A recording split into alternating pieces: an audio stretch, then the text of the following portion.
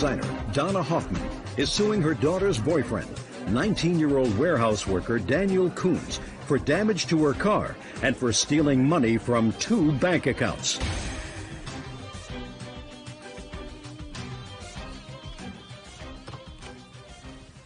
Your Honor, this is case number 82 on the calendar in the matter of Hoffman versus Coons. Parties have been sworn in. You may be seated. Ma'am, have a seat. Miss Hoffman, is this your daughter? Yes, ma'am. Is she still seeing Mr. Coons?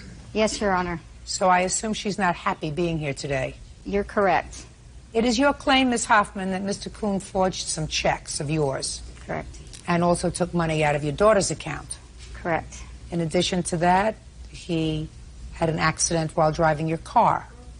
Mr. Coons says, well, he acknowledges that he did forge some checks of yours, but he says that he paid you back that money in restitution by working for you. And he didn't steal as much as you claim he stole, and aside from that, he says your daughter knew all about it. And as far as taking money out of her account, she was aware of that. And as far as the car incident was concerned, your daughter knew he didn't have a valid driver's license. He had a suspended driver's license, so she gave him permission to drive the car, and therefore he's not responsible. Correct? Correct. Tell me about the car incident, sir. I went down to the store. I was driving through the parking lot, and a lady backed out, and she actually bumped into me, and I got out and made sure everything was okay. She said it doesn't look like any damage is done here, and I was all, here's my number. We exchanged numbers, and I said if there's any further problems, call me. And that was it. Why should she call you if she backed into you? I just told her to call me because if it was, we wanted to exchange insurance information later on. I don't understand why she should call you. She backed into you. Yeah, exactly. That's what I said. I told her, I was like, you know, you backed out. I honked the horn, basically. Everything's all right. There was no damage done. Was there any damage done to the car? Yes, there was damage. I have proof that there was damage. And the thing was, he didn't even call and tell me that he backed in. He just, what happened was... Can I see the pictures, please? Yes. The other company called me, and that's how I found out. The other company called you because she was filing a claim? She filed a claim, yes. She filed a claim? How could she file a claim? She, according to him, backed into him. She said that he backed into her. So I wasn't Where was there. the damage to your car? Underneath the bumper.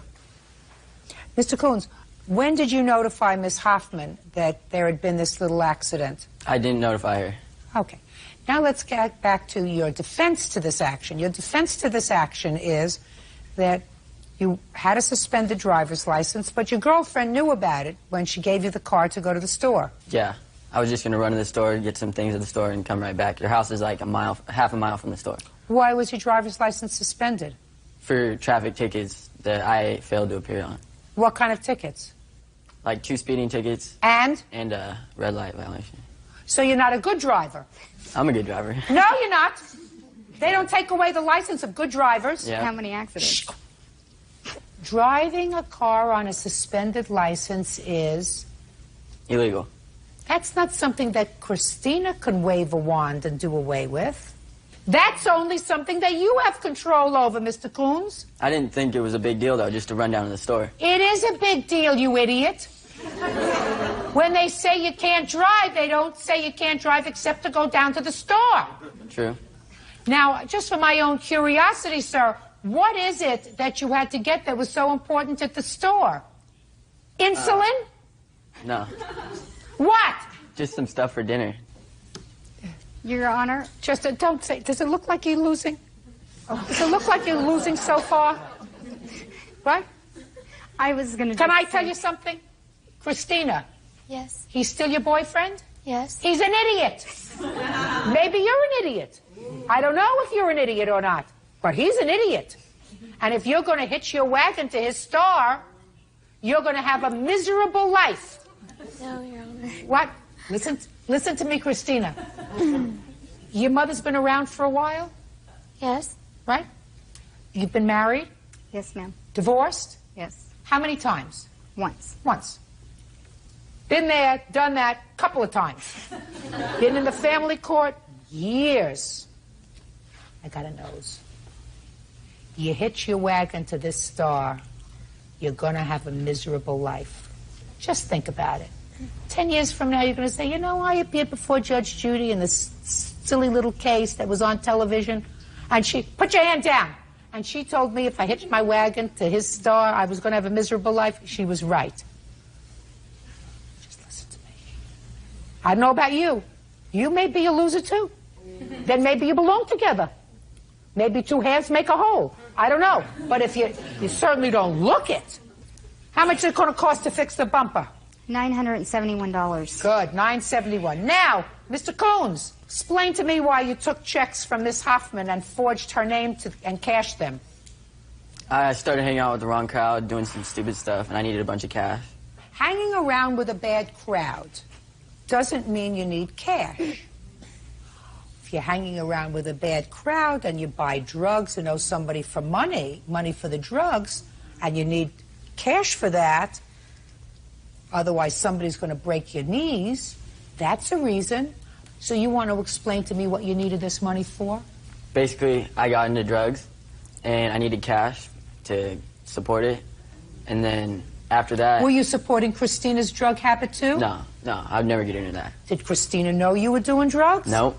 So she's not very intuitive, right? Nope. You managed to conceal that from her, Yep. right?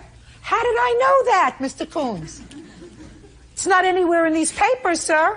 Did you think that maybe I have a crystal ball? Yep. Experience.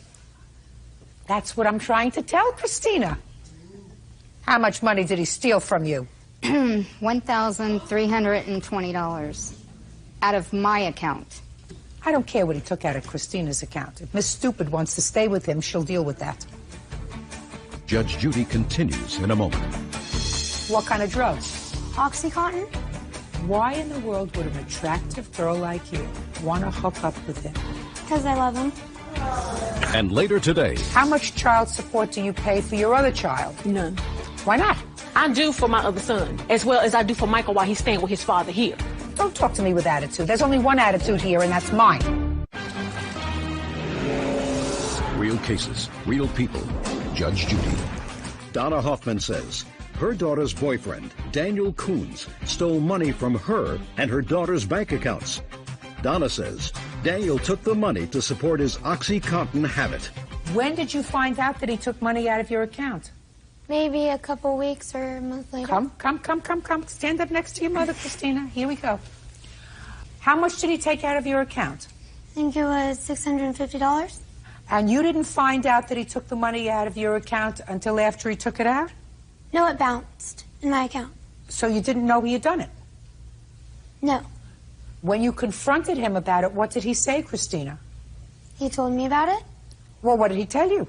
That he bounced checks in my account. No, what did he tell you? Come on. You just say to him, where'd you get the money from?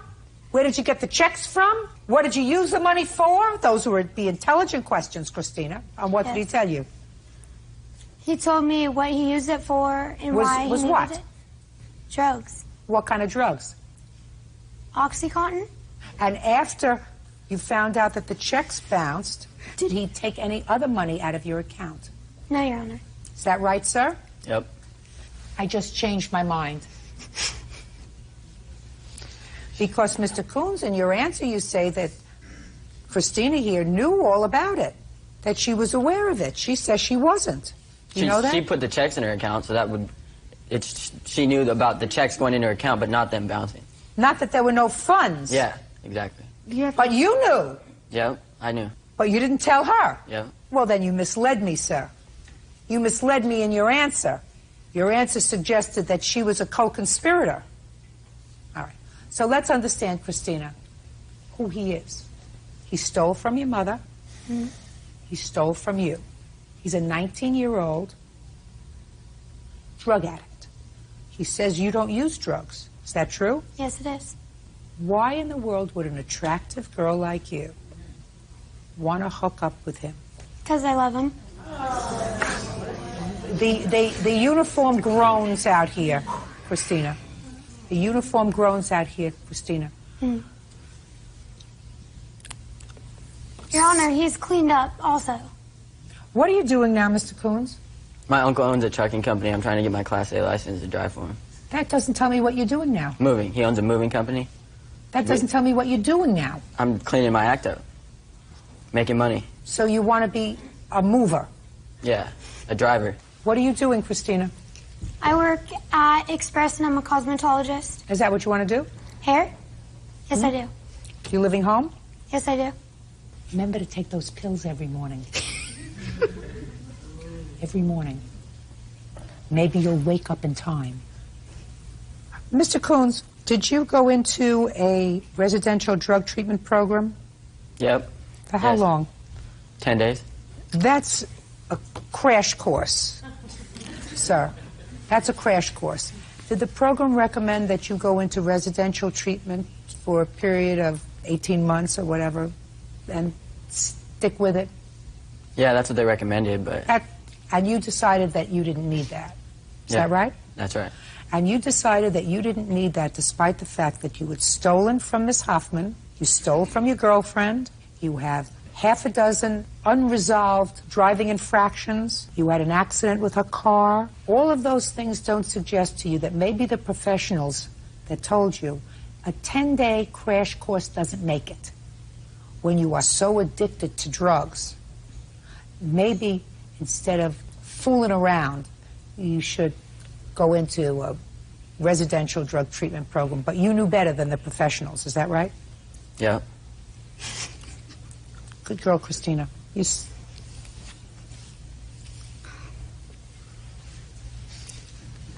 Judgment for the plaintiff in the amount of $2,941. That's all. Thank you, Your Honor. Parties are excused. You may step out. The bank called me and said this doesn't look like your signature, so I, of course, called him up and said, hey, what's going on? She couldn't believe it. And then I was like, you know, I had to admit it right there. I was saying, you know what, I think something's wrong. I think he's on drugs, and we started drug testing him, and he actually admitted to it. I want to get married and have kids and do everything, you know, stay clean, do the right thing. Yes, I see us being together for a very long time. I would really hope that he would clean up, but I've told her that, you know what, once they start being like this, they're never going to change. And now the next case. All parties in the matter of McLean versus Clark. Step forward, please. Meat cutter Michael McLean is suing the mother of his son, nurse Lachelle Clark, for the return of child support. Michael says money was taken from his paycheck while their son was living with him. Mr. McLean, you and the defendant have a son together. Yes, I do, ma'am. And it is your claim that your son was living with you for a period of time at his mother's request. Yes, ma'am. And during that time, they were taking child support out of your check. Yes. And Miss Clark knew that the child was living with you, and she was the only one that could stop this child support Yes, ma'am. payment. She did not, and you want her to pay you back the money that you sent, or that Yes, was ma'am. taken out of your check, for your son while he was living with you. Yes. I wanted her to stop it immediately. And Miss Clark says, well, it was only temporary, and she was providing some things for him also. Yes. Right? Okay. How old is this child? He's 11. And why did he go and live with his father, Miss Clark? He went to live with his father because at the present time, my landlord went up on my rent $300 because I had lost. You were having a problem with housing. Excuse me? You were having a problem with housing? Yes. All right, that's the bottom line. Michael McLean says the mother of his son, Lachelle Clark, accepted child support payments after their son started living with him. So when did you call Mr. McLean and ask if he could take your son? Around the 1st of January when I first started having my housing problem. And when did he actually go to live with his father? The 28th of January. Is he still there? Yes. And how much is the child support order, Mr. McLean? I want to say $272 A month. What do you do for a living, Mr. McLean? I'm a meat cutter, meat manager. How many children do you have? I got 3. Do any of them live with you? You have to think No. about that? None of them live with you. No. Do you pay child support for any other children? Yes, I do. And what do you do for a living, Miss Clark? I'm a nurse. How many children do you have? 2. Well, I know one is living with Mr. McLean. Where is the other child? The other one is with his father also. How much child support do you pay for your other child? None. Why not? What do you mean? Because me and him have an understanding. This thing right here, I can't have understanding. Listen to me. Listen to me very carefully, Miss Clark. I do for my other son, as well as I do for Michael while he's staying with his father here. Well, listen to me. Don't talk to me with attitude. There's only one attitude here, and that's mine. I will. Listen to me very carefully, madam. There's only one attitude here. And Officer Byrd will tell you that that attitude is mine. So let me give you a primer course in parenting.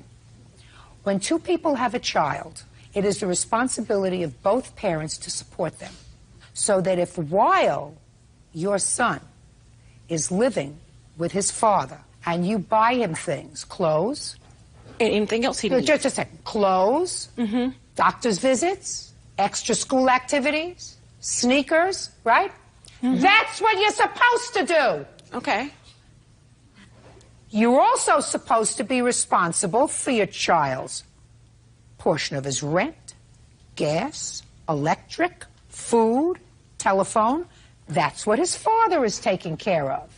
He's not supposed to be sending you money so that you can spend his money on clothes for your child. That's money that you're supposed to be paying out of the money you make from being a nurse. So when your son went to live with his father, the child support should have terminated. The truth of the matter is, while your son is living with his father, you should be paying his father child support. And if you're not paying child support to the father of your other child, when your other child's living there, you're doing the wrong thing too. So let's figure this out. There are 4.3 weeks in a month times 4. Oh, got to turn it on first. 4.3 times 4. No, that's wrong. Can I have it? Yeah, you figure it out. His child support was stopped in April. What? His support was stopped in April. We went to So court just about a this second. matter. It was stopped in April. 408. April 8th, so we just need 2 months. So it's 272 times 2. $544. That's right. Where do you get $1,136 from? I must have underestimated the cost of it, but I also wanted to where I had to go file for court. I'm sure she had to go. I'm sure she had to go. No, you Yes. Don't speak to each other. You want to speak to each other? You do that outside. Here, you only speak to me. Okay. So let's say you had him for an additional 3 weeks. It's approximately $150. That would be $694 that you paid for support while he was living with you. Yes. Is she paying child support now? Did she pay you any child support in April or May? No, she haven't. Got away with murder. What you should have done is when you went in to have the child support stopped, you should have sued her for child support. Put your hand down. As long as the child is living with you, you have the right to sue for child support against the non-custodial parent. Tap your fingers. You may not like the message, but don't kill the messenger. That's the law. Just like when your child is living with you, you sue the non-custodial parent. Just because he's the father doesn't mean you get a free ride. Judgment for the plaintiff in the amount of $694. That's all.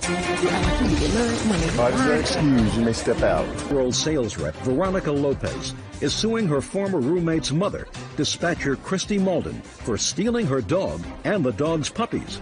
Christy says Veronica is a neglectful pet owner.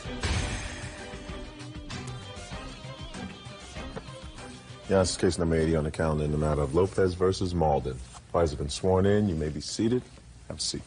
Ms. Lopez, it is your claim that the defendant, who is the mother of a former roommate of yours, Yes. stole your dog and her puppies, and you want to be compensated to the tune of $1,900. Yes. The defendant says that you neglected this dog, that she spent over $1,000 in vet bills putting the dog in a reasonable condition, and that she ultimately sold the puppies. We'll find out what you did with the dog.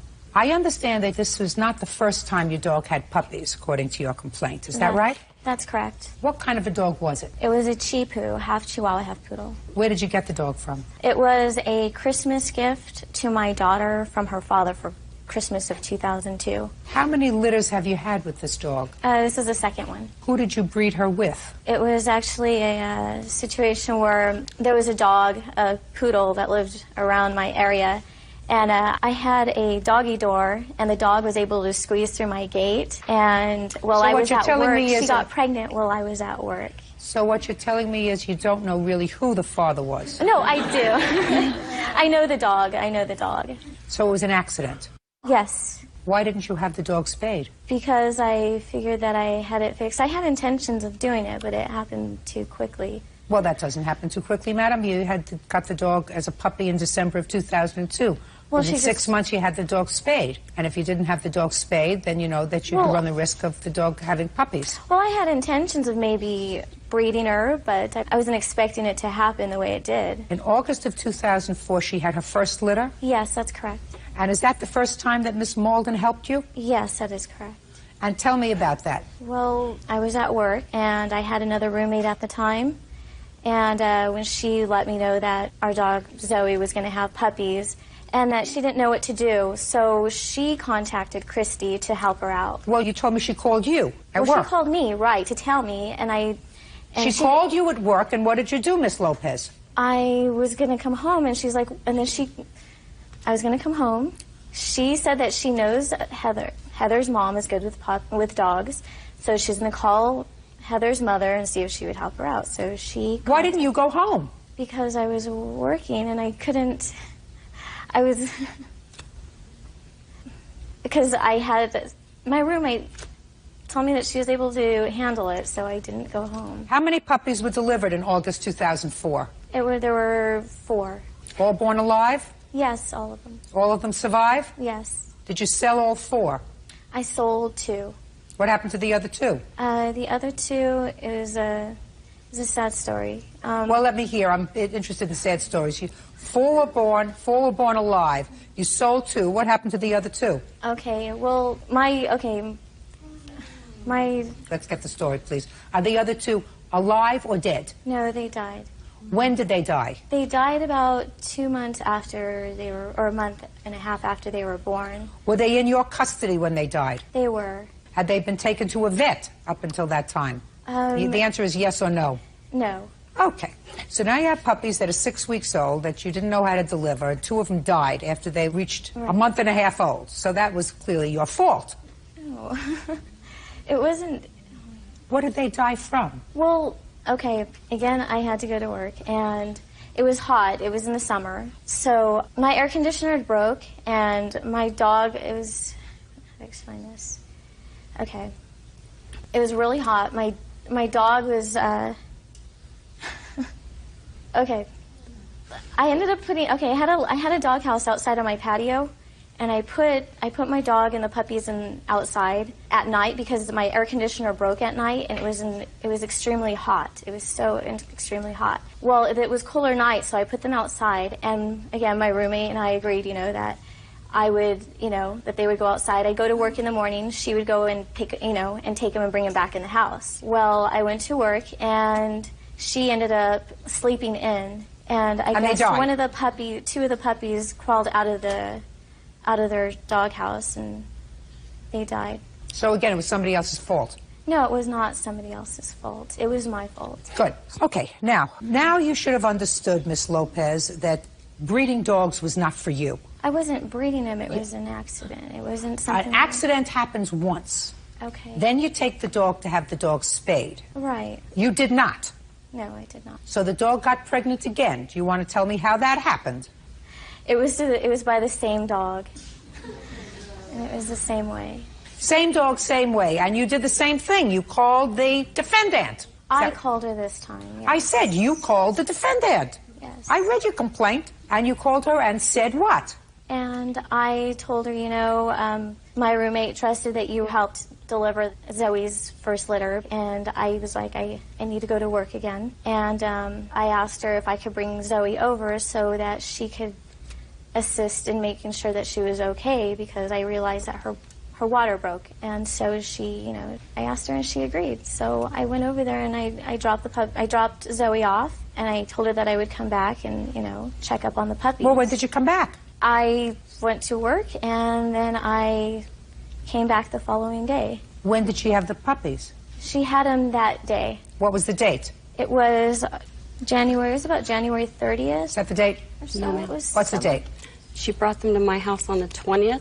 She delivered the puppies the 21st in the evening. She delivered the puppies on the 21st. Right. Yes, ma'am. When did she come back? Sunday. Which is what date? Well, that would be the 23rd. 3 days after she brought the dog to your house. Yes. Okay. Now, Miss Lopez, between August of 2004, when your dog had the first litter, Right. and January of 2005, how many vet visits did your dog have? She had 2 vet visits. You have the forms? I don't have those. What were the visits for? It was just a checkup. That's it. Getting her shots, and that was it. What's the name of the vet? The vet. I don't have that information. How many dogs do you have? I only have one dog. Well, if you only have one dog, then it's not a problem with remembering the name of the vet. You remembered what happened in August of 2004 pretty much verbatim. Right. So just the name of the doctor. I don't have that information. I'm sorry. Judge Judy continues in a moment. You certainly don't have any room up here to take care of yourself, a 5-year-old, a dog, and 8 puppies, because you couldn't figure out that that doggy door was going to be open and closed and open and closed and open and closed. So you got to think about that. Real cases, real people. Judge Judy. Veronica Lopez says her former roommate's mother, Christy Malden, stole her dog Zoe and Zoe's litter of puppies. Christy says Veronica has no right to be a pet owner.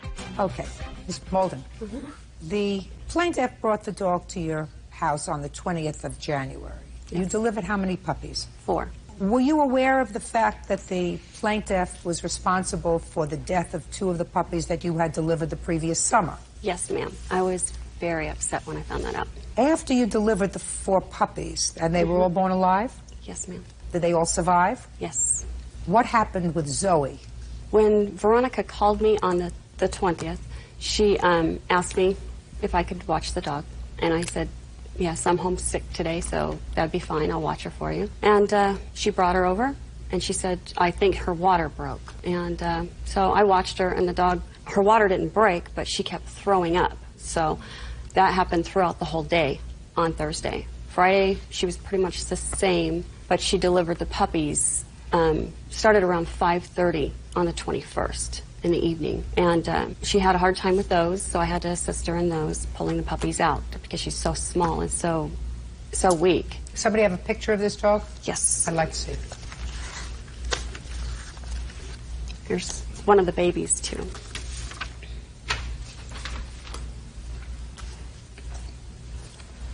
That was when the puppies were 3 weeks old. Okay. When did Zoe have to go to the vet? Well, Sunday, Zoe started having diarrhea in the evening. By Monday, she was throwing up. I had put her in my bathroom with the babies and came back at lunch to check on them, and she was laying in both feces and nursing the puppies at the same time. I then called Veronica and let her know, the situation, told her they needed to be taken to the vet. And she You remember that phone call? Yes, I do. Did you rush home to take her to the vet? I told her that I was going to come by and pick up the dog. Did you? I did not. No, I did not, because she didn't explain to me or go into detail on what exactly was happening. I mean, is there something thick? She's had your dog the 20th, 21st, 22nd, and 23rd. She had the dog when the dog delivered the puppies, when the dog was vomiting, which she told you about. She had the dog when the dog had the puppies. Now she's calling you and saying, there's a problem. The dog has to go to the vet. Right. See, I went to her house. It was 2 days after Zoe, or a day after Zoe had the puppies. I went over to her house to go visit my dog and the puppies. I'm talking to you about the day she called you and said the dog is sick. Right. But there's more that goes to that. And how old's your daughter? She is 5 years old. Have you ever gotten a call from school and what's your daughter's name? Alexis. Alexis. Alexis is sick. You have to come and get her. Yes. And you go after work? And yes, I do. You go after work. You say, you just hold her there. I'll be there when I can get there. Yes, I do.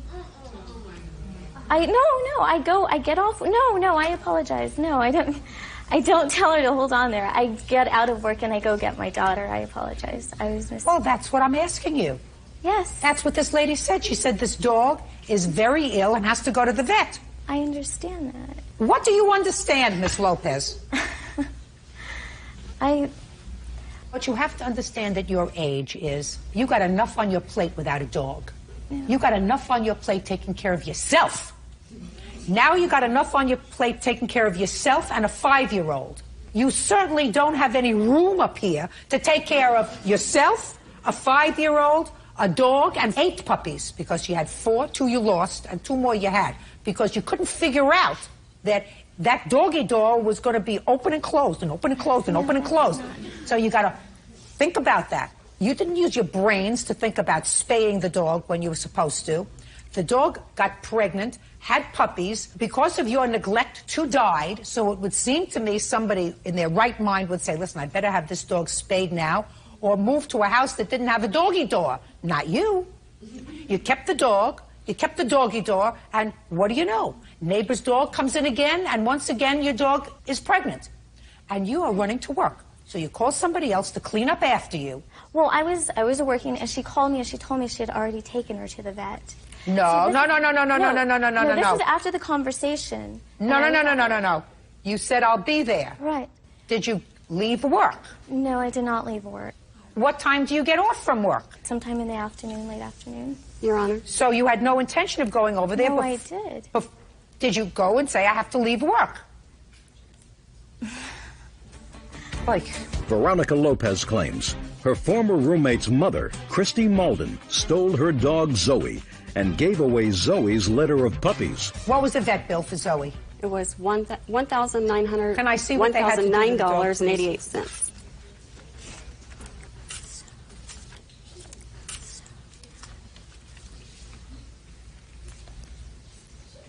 Those are the doctor's notes.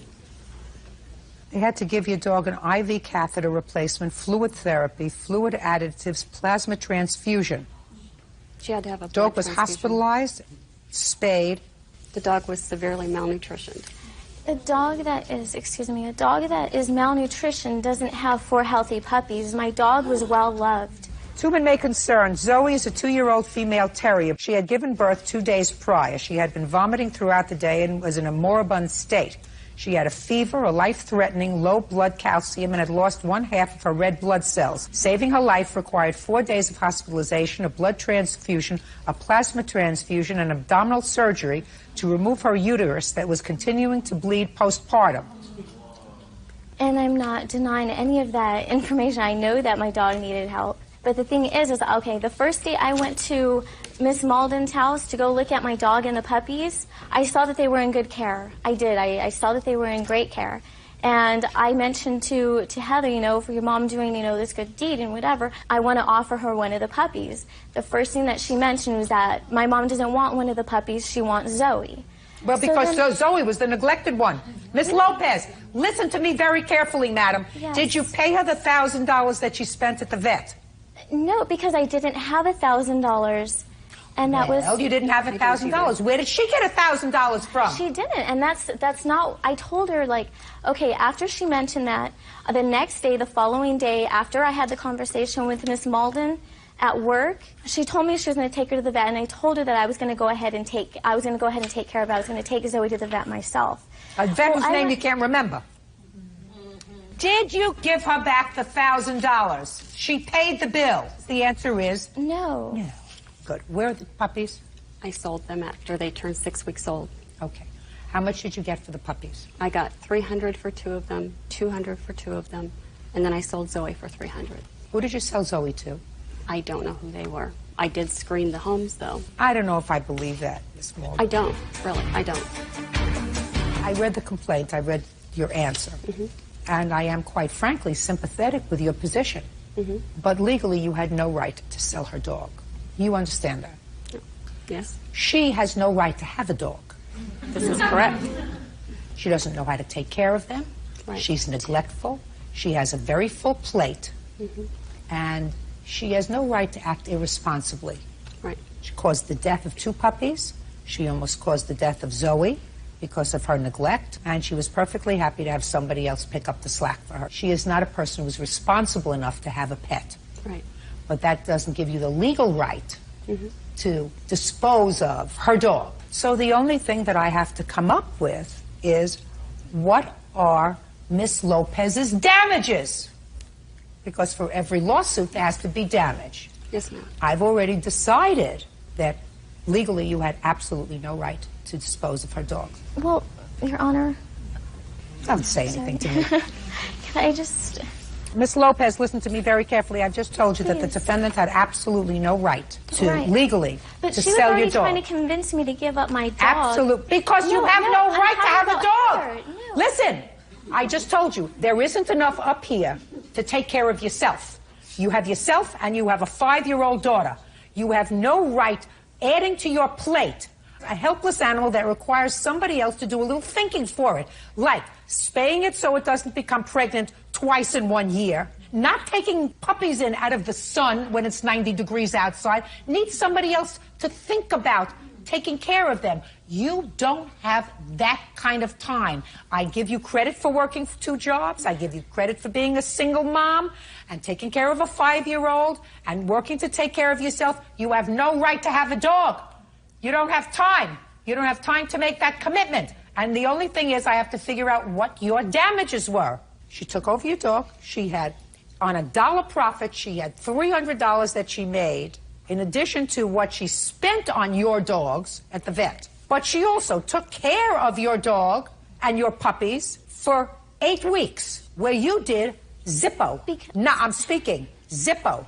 Nothing. And as far as I'm concerned, her time in taking care of your pets have to be worth something. If your puppies were with you and you had to tube feed them for 2 weeks, you would have had to take off from work to do that. Otherwise, you would have neglected them and turned them over to your roommate who let 2 of them fry out in the sun, which would have been an unsatisfactory resolution. Judgment for the plaintiff in the amount of $1. That's all.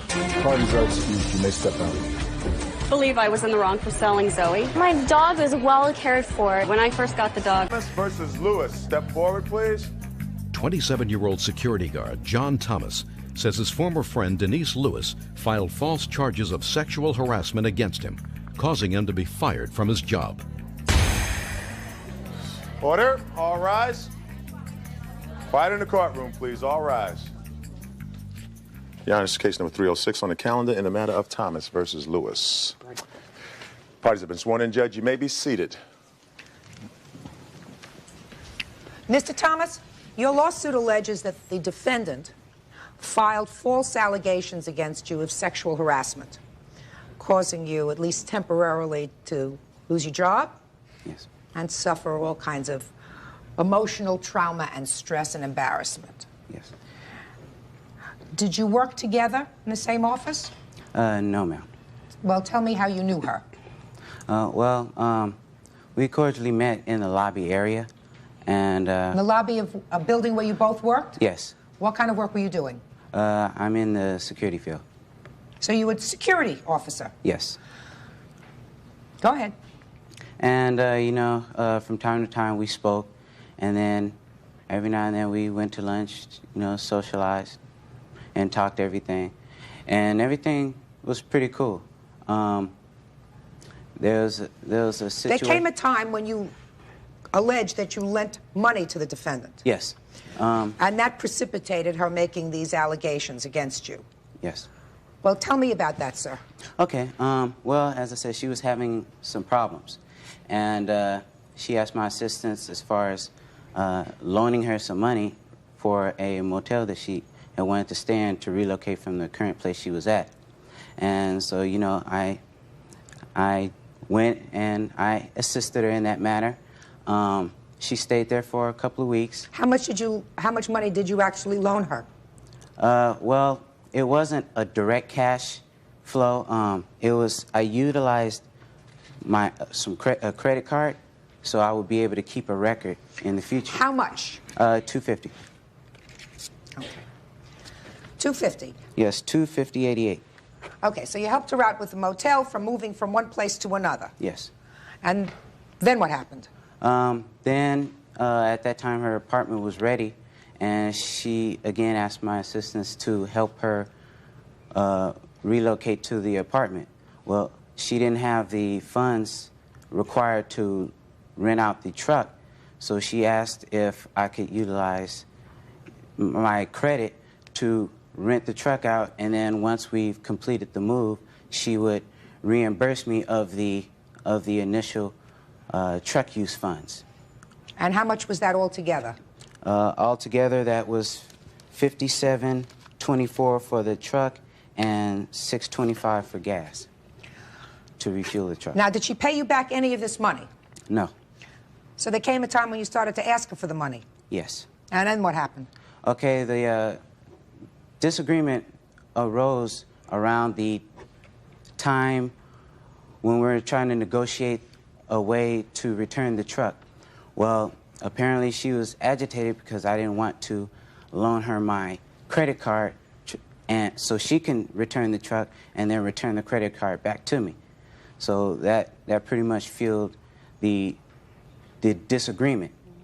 Well, to pretty much separate myself, I said, well, go ahead, return the money that you owed me. This is the money that you owed me, and we'll just go our separate ways. She responded in a threatful manner, basically stating that, you know, if you don't leave me alone, you're going to regret that you ever met me. So I left it alone Sunday, and Monday morning I called her again, you know, once again trying to see if we can't negotiate this in a mature manner. She wouldn't speak to me, so what I did is I conjured up a letter to her and just basically broke down everything that she had owed me. Okay, so you sent her a letter. Yes. When did she make these allegations against you of sexual harassment? I sent the letter to her Monday, and the allegations were brought to my attention that Thursday. Okay. To make a long story short, yes. The charges were subsequently all dismissed. Yes. But you had to be transferred to a different location. You took a decrease in pay according to your papers. Is that right? Yes, what had happened is that they had pretty much put me in rover status, where I worked at certain assignments for the going price that they were paying. So you earned officers. less, Mr. Yes. Thomas. You earned less. But you're suing her for $5,000, clearly much more than this. And the reason you're suing her for $5,000 is because you say she wrongfully made these accusations against you. Yes, ma'am. Okay. Ms. Lewis? Yes. Let me hear from you. Well, Your Honor, first of all, we did work in the same building. When I met John, I told him from the beginning that I'm not looking for anyone. Okay, I moved out here from another state. I came out in January. I secured a job in February. Then we met, I think, in March. He would come up to me, give me candy, walk with me while I was on break, and I told him strictly that I just wanted a platonic friendship and nothing more. John continued to, everywhere I was, he seemed to automatically show up. He was a friend to me. You know, we went out a couple times to the movies. I never asked John for any help of any type of monetary source because I make 3 times more money than he makes, okay? I never asked John for any money. He insisted that he knew where I was staying at a motel downtown. I was happy with that. I knew I was going to stay there until I secured an apartment, which is what I did. But the reason he wanted me to move because he did not have access to me the way that he wanted access to me, because it was a security building and there was no visitors allowed in the building. So he suggested to me that I move to another motel in Culver City. This is the first hotel that you were in? This is the first hotel that I was at. This is the hotel I planned to stay at until I found my apartment. He knew I was looking for an apartment. He knew I was looking for a car. He went around and got numbers for apartments. Oh, you should move here. He even went to his complex, suggested I go there, and I decided the same day not to move there because he was... Stop for a second. Okay. Sound like a very intelligent, together lady. Right? And you just told me that you were really happy with where you were staying, and you were going to stay there until you found a permanent apartment. Right. But you moved. Right. Into a different motel. Right. One that he was happier with. Right. I moved. Why? Because it was closer to my job. Right now, I had an hour-and-a-half commute from downtown to Westwood. So? And I decided to take his offer up because it was nicer, it was closer to my job. Fine. Okay. And he laid out some money for you. No, he did not. I was paying a certain weekly amount of rent by the week where I was. I had that money.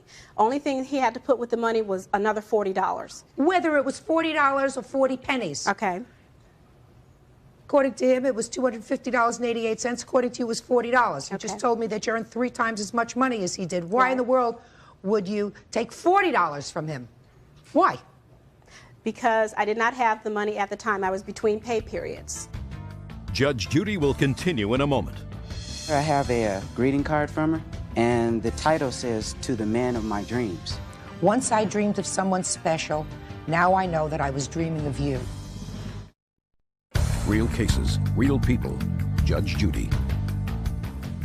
John Thomas says his former friend Denise Lewis falsely accused him of sexual harassment. Denise says John is angry because their friendship never turned into romance. Now, when did you make this report of sexual harassment? After the week after I moved into my apartment. Why?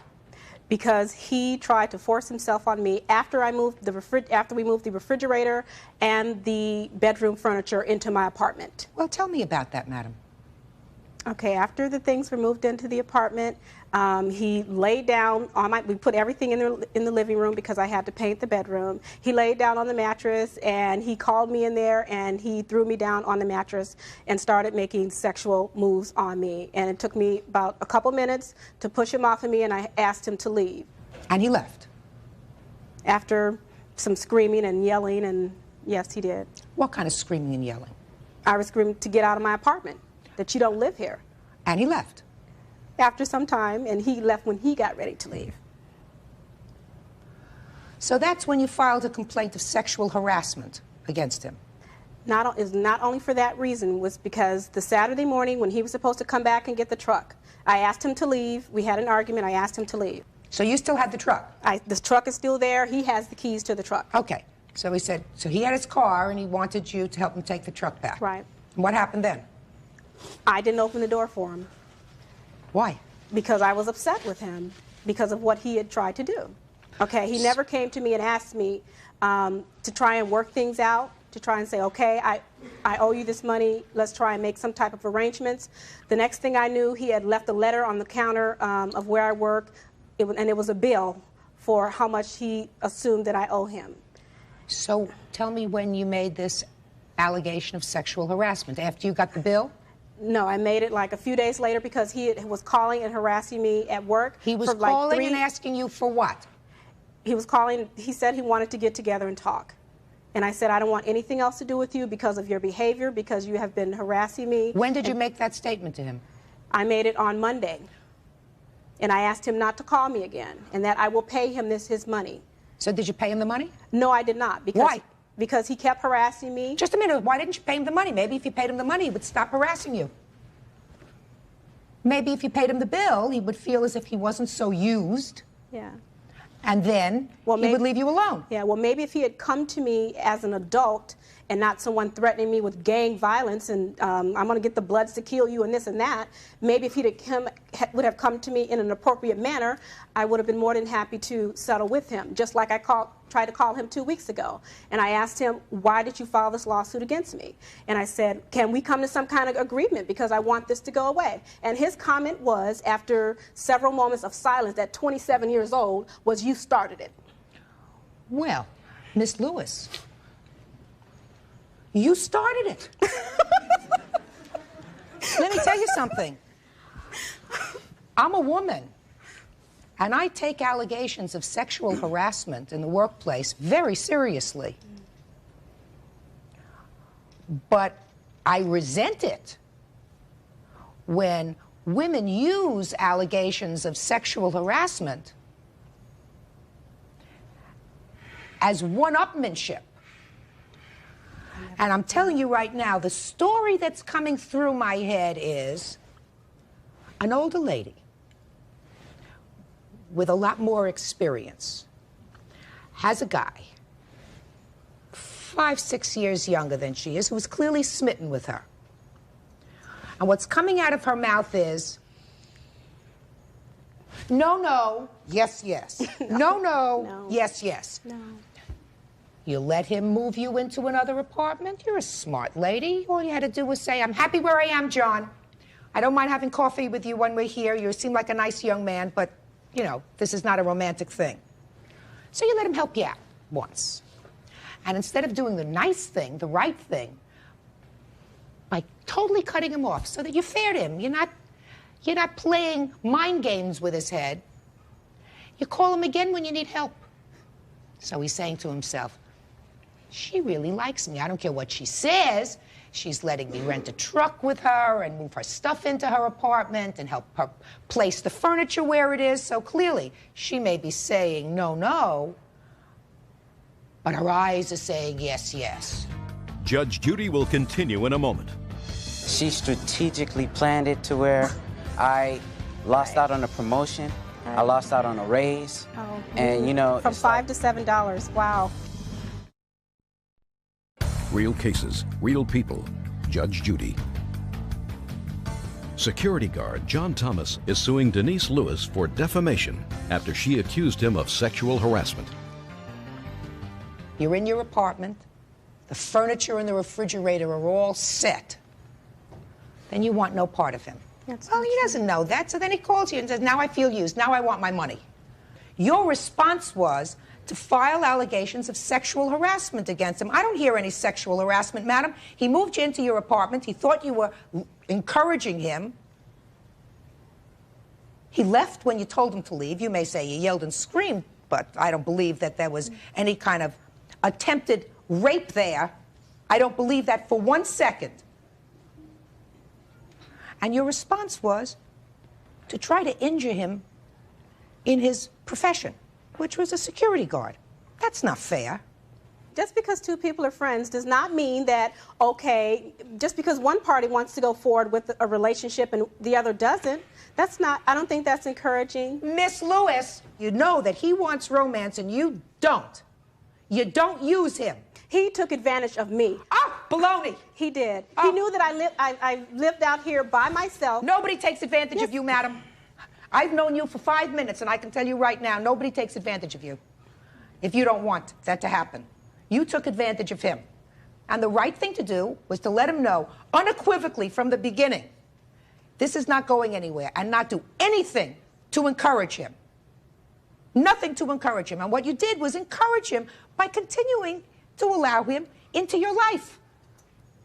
You have something you want me to hear? Is that why you brought that? Yes, due to her statement, she says that she never made any attempt to encourage me or whatnot. Here I have a greeting card from her, dated April 4th, and the title says, "To the Man of My Dreams." Can I see it? So, just a minute.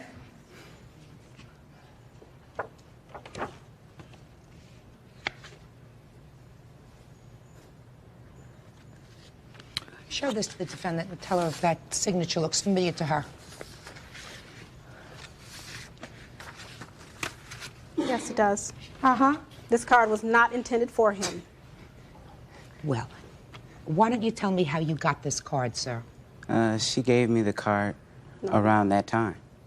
This was the envelope that she gave it to me in. Can I see it, please? Why don't you try to explain that to me, Miss Lewis? How did he come into possession of a card that wasn't meant for him? Why don't you try to tell me that? He took it out of my briefcase when he was giving me a ride to work. That card was not intended for him. Who was it intended for?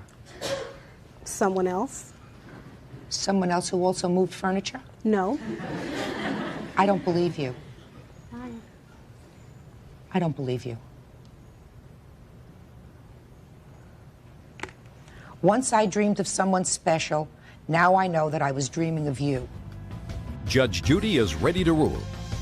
I have never been interested in him. You know, I'm not interested in overweight men. You used him, Miss Lewis. And then in order to get rid of him, you filed a complaint against him for sexual harassment. Oh, yes, that's exactly what you did. And you injured him. You injured him in his job. You had him moved from his job. He suffered embarrassment. He suffered humiliation. And at least something else that I find equally as disturbing is we have finally reached a point in this country, at the end of this century, where we do not permit people of either sex to be sexually harassed in their workplace. And unfortunately, it's because of ladies like you that people look at these lawsuits and wonder if they are all real. That diminishes the real allegations of sexual abuse and of sexual harassment in the workplace. It's not supposed to be used as a hammer to solve all the problems that you have. It's supposed to be used sparingly and when it's true. You don't know that it's not true? Oh, I know that it's not true, madam. I know that you used him. That's not true. You used him. You knew he was smitten with you. You used him. And when you were finished with him and he wouldn't leave you alone, in order to get rid of him so that you didn't have to look at him anymore, you filed an allegation of sexual harassment against him that was ultimately investigated and dismissed because you have been reinstated, correct? And it was not the first of its kind. I haven't asked you about your history either. Right? Whether this is a modus operandi for you. We understand each other, Miss Lewis? I am awarding you $2,500, Mr. Thomas. And I hope that it serves as a lesson. Judgment in this case is for the plaintiff in the amount of $2,500. That's all. Thank you. Parties are excused. You may step out. Judge Judy will continue. Wilson Chaydez versus Smith. Step forward, please. 25-year-old John Wilson and his girlfriend Barbara Chaydez say Quincy Smith and his pals harassed and threw beer bottles at them during a drunken bus ride. Order. All rise. Your Honor, this is case number 310 on the calendar in the matter of Wilson Chaydez versus Smith. Parties have been sworn in, Judge. You may be seated, sir. Are you two folks married? No. Dating? Yes. Do you live together? No. I have co-complaints. One $4,000 filed by you, the other $500 filed by you, and you are claiming that the defendant, while in the company of several others, assaulted you by throwing bottles which shattered on you. Correct. And the car. And the car that you were in. And according to your complaint, sir, you were in a car with a lot of other people. Yes, a limo bus. A bus. A limo bus. So why don't you first tell me about this limo bus, and then we'll get to what happened with it. It was mine and my twin brother's 21st birthday, and we rented it so that all our friends could gather together, all go as one, no one would drink and drive, and then we'd go bar hopping. And you did that? Yes. What time did you board this bus? Approximately around 8. And how many bars had you been to before you came on the plaintiffs? 1. What time did this occur? About 11:30. You hit more than one bar between 8 and 11:30? No, ma'am. So you stayed in that bar for how long? A couple hours. Okay. We also, we drove around. It's a nice bus. I mean, you like to spend time, and it has a VCR, a sound system, everything like that. People can dance, walk around. It's very large. And how many people were in this bus? Approximately 25, give or take a few. And you paid for the bus? No. And Everyone pitched in the same amount, about approximately $20. Now, you spent a couple of hours in a bar, one bar, you said. Is that right? Yes. So you made another stop or two on the way. Go to a liquor store? Yes. How many liquor stores did you go to? Okay, we stopped off at a supermarket when we first entered the bus, got some alcohol, drinks, whatnot, went to the went to the first bar, spent some time there, about an hour and a half, 2 hours, I don't know. And then we went to the next liquor store. So you bought liquor twice? Yes. So everyone was pretty well blotto? No. Well, when we ran into the defendant here, they were pretty much intoxicated. Well, why don't you tell me how, unfortunately, you came upon this birthday party? Well, we had just come home from Barbara's parents' house. It was about 11:30 at night. The only entranceway into our house is through an alley. At that point, we were living together. Now we're not. There was a limo bus parked blocking the entire alleyway. It was parked illegally. People were outside of the bus urinating on the buildings, and they had open containers. We waited a few minutes. We honked, tried to get them to move up. They didn't comply. At that point, Barbara got out of the vehicle and asked one of the members to move. Somebody that was outside of the bus? Correct. Where was the driver of the bus? We were at the rear end of the bus. We approached the first person we saw. The driver of the bus was in there the whole time. Just a second. So you approached Barbara, the first person that you saw at the rear of the bus, and said, could you please move? Yeah, asked very politely, and he just slurred in my face and told me to screw off, go around, we're not doing it. And I just didn't know what to do and asked him to get out of the car, which he did. Your Honor? Sit. So did you get out When she entered the vehicle again, and I could tell that they told her no, I then got out of the car. Now, keep What's in your mind, first name? John. John! My first issue with you, sir, is What? Couldn't tell you.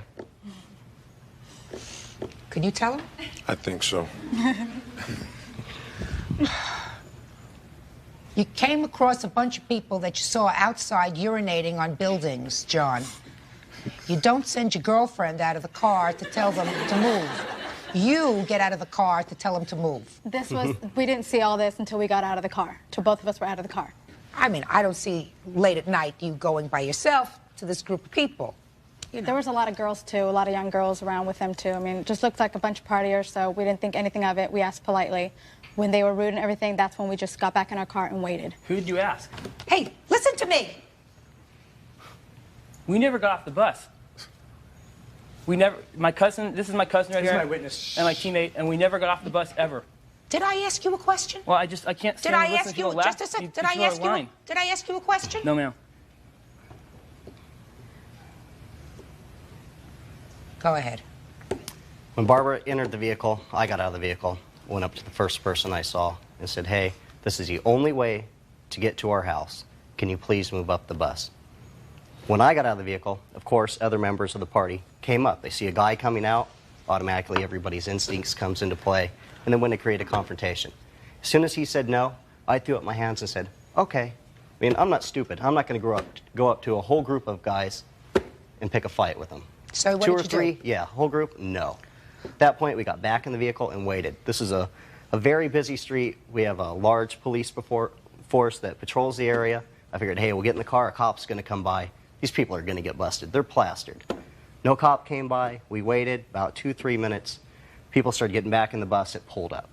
At that point, we said, great. Pulled into the alleyway, go up, I'd say, about 50 feet to our fence, which you have to get out of the car to unlock the padlock to get into our driveway. When I exited the car to unlock the gate, I heard, hey, you want to start something? I turned to my left. I saw a group of guys coming at me with bottles in hand. As soon as I saw this group approaching us, I turned to Barbara and I said, get in the car now. At that point, she looked at me, eye contact, a bottle flew right past her face. Hit the car, exploded. Dove into the car, and we gunned it. As soon as we slammed the doors, the back window shattered from a beer bottle. Okay, bottles, plural, lots of bottles. We immediately sped up. I mean, I don't know how we didn't hit nothing going down our alley, going that fast. Went directly to 7-Eleven down the road and called 911. At that point, the bus pulls by, stops at the red light. All the members on the left-hand side of the bus roll down their window and laugh at us while we're standing there calling the police. Judge Judy continues in a moment. This is going to be a more expensive birthday party than you thought. Much more expensive. And later today, His mother doesn't want him to have this car. He knew that, which is why he kept it a secret. You took advantage of him. real cases, real people. Judge Judy. John Wilson and Barbara Chaydez say Quincy Smith and his pals harassed and threw beer bottles at them during a drunken bus ride. Quincy claims he's innocent and not responsible for his friend's actions. So the windshield was shattered. The back windshield was shattered on your car. And who was hit with the glass?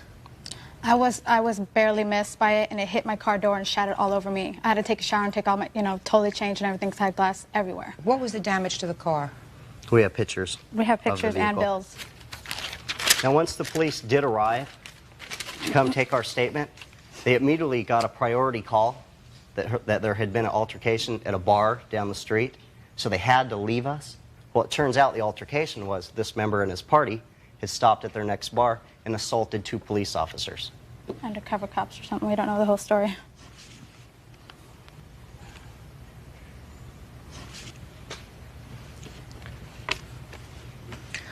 Okay, now I'll hear from you. Okay, first of all, I'd like to say that I have empathy for the plaintiffs. What happened to was an awful thing. Should never happen to anyone. But I know for a fact they can't say I did it because I never even got off the bus. They can never pinpoint me out. I didn't get off the bus. I don't know what happened off the bus. I mean, even if the bus driver would have saw something, I mean, it was his responsibility to stay there. Which bus company did you use? It was, I believe it was called VIP limo buses. Mm-hmm. When you called them, how many people did you say were going to be on the bus? About approximately 25. You can get, the buses they have will fill 20 to 25, and I believe they even have one larger than that. And when you called the bus company, did you have to reserve the bus with a credit card? No. When did you pay them? You pay a deposit down. Well, and then when, a okay, deposit- then when they arrive, you pay the rest. Well, I'm asking you, Okay. did you pay the deposit in cash or a credit card? Check. A check? Yes.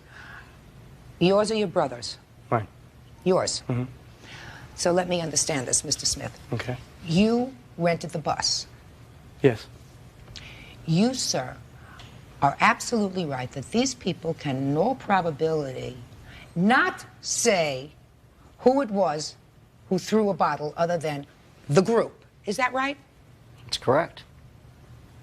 That doesn't make you not responsible for this incident, sir. It didn't even happen on the bus that I was responsible for. Oh, it happened, sir. It happened, with yes. people. It happened with people that you invited to celebrate your birthday on a bus. You are still, sir, responsible for the behavior of those people. You. Because somebody is guilty and somebody is innocent.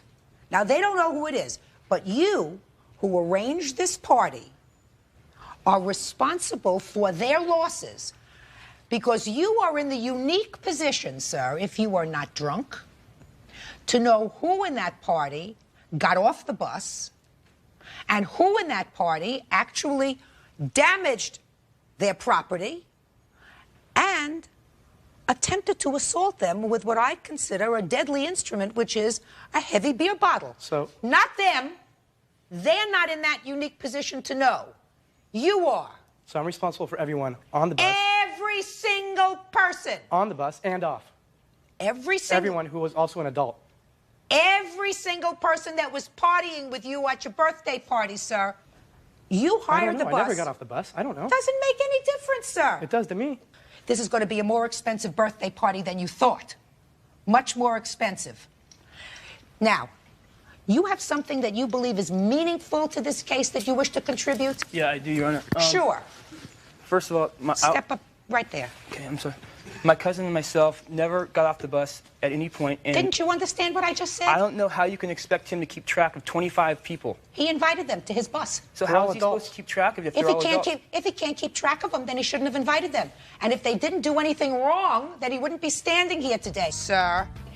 Judge Judy is ready to rule. And later today, He had it for a week and a half. He's blown the motor in it now. What good is it to me? When you deal with a minor, you deal with a minor at your own risk. real cases, real people. Judge Judy. He invited them to come on board for a drinking evening.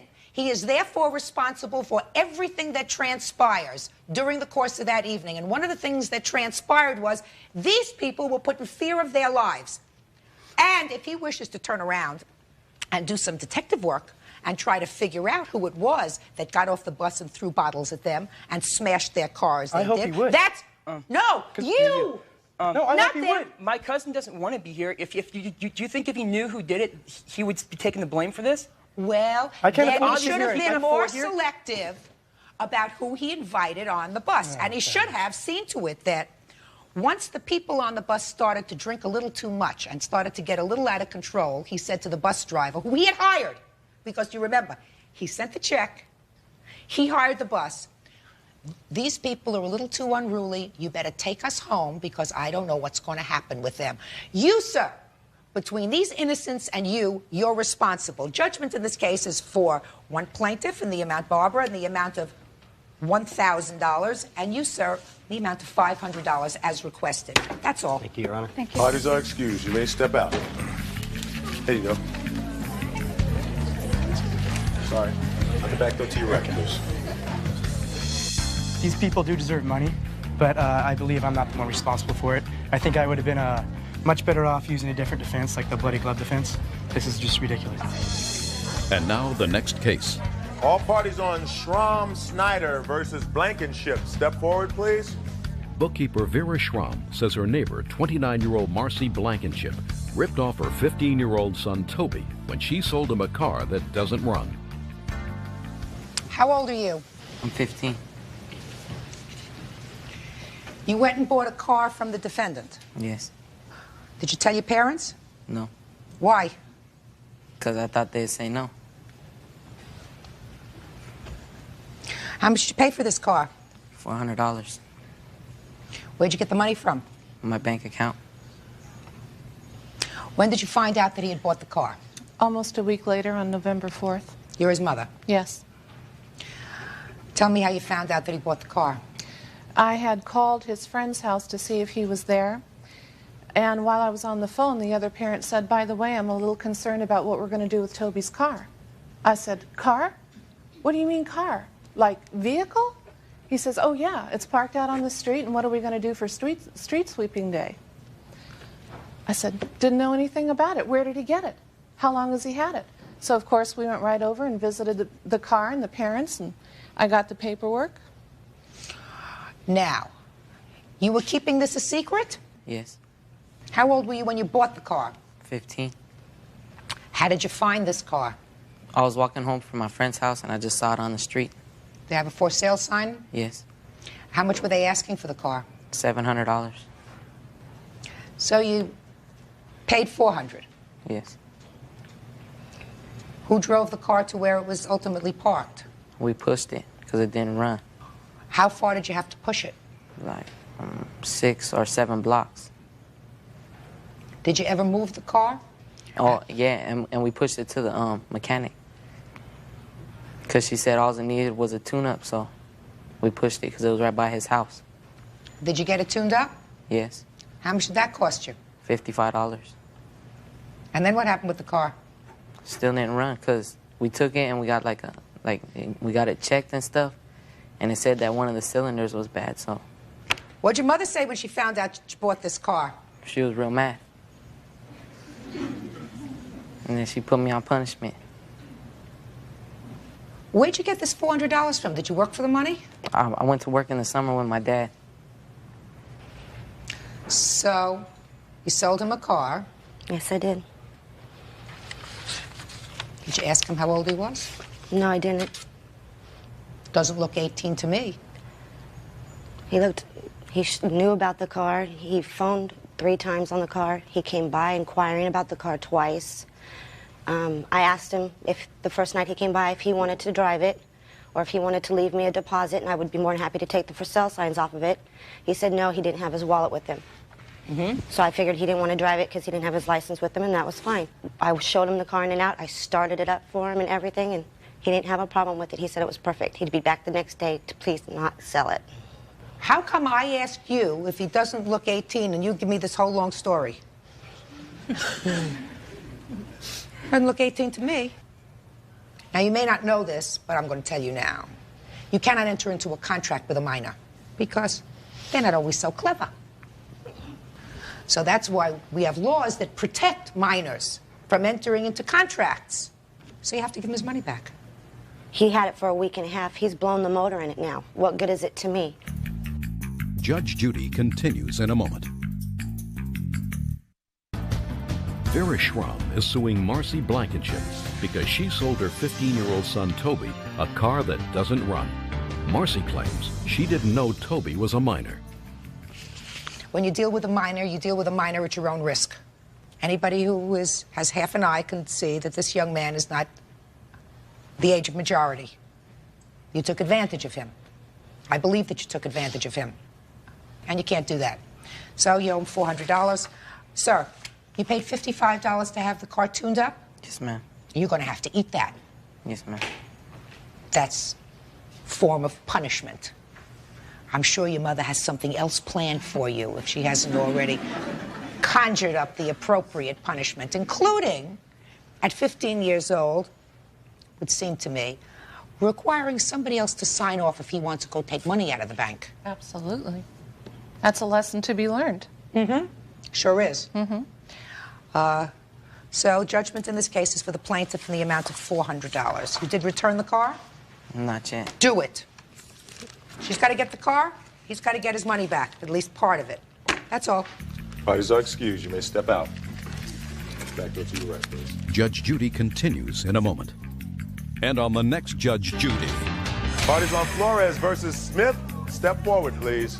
45-year-old Nailani Flores says her late mother's hairdresser, Donald Smith, swindled her out of money before she died.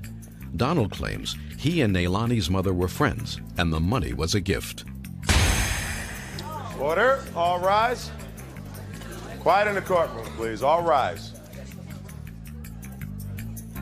Judge, this is case number 316 on the calendar in the matter of Flores versus Smith. Parties have been sworn in. Judge, you may be seated. Have a seat, please. Miss Flores, your mother died suddenly. How old was she when she died? 73.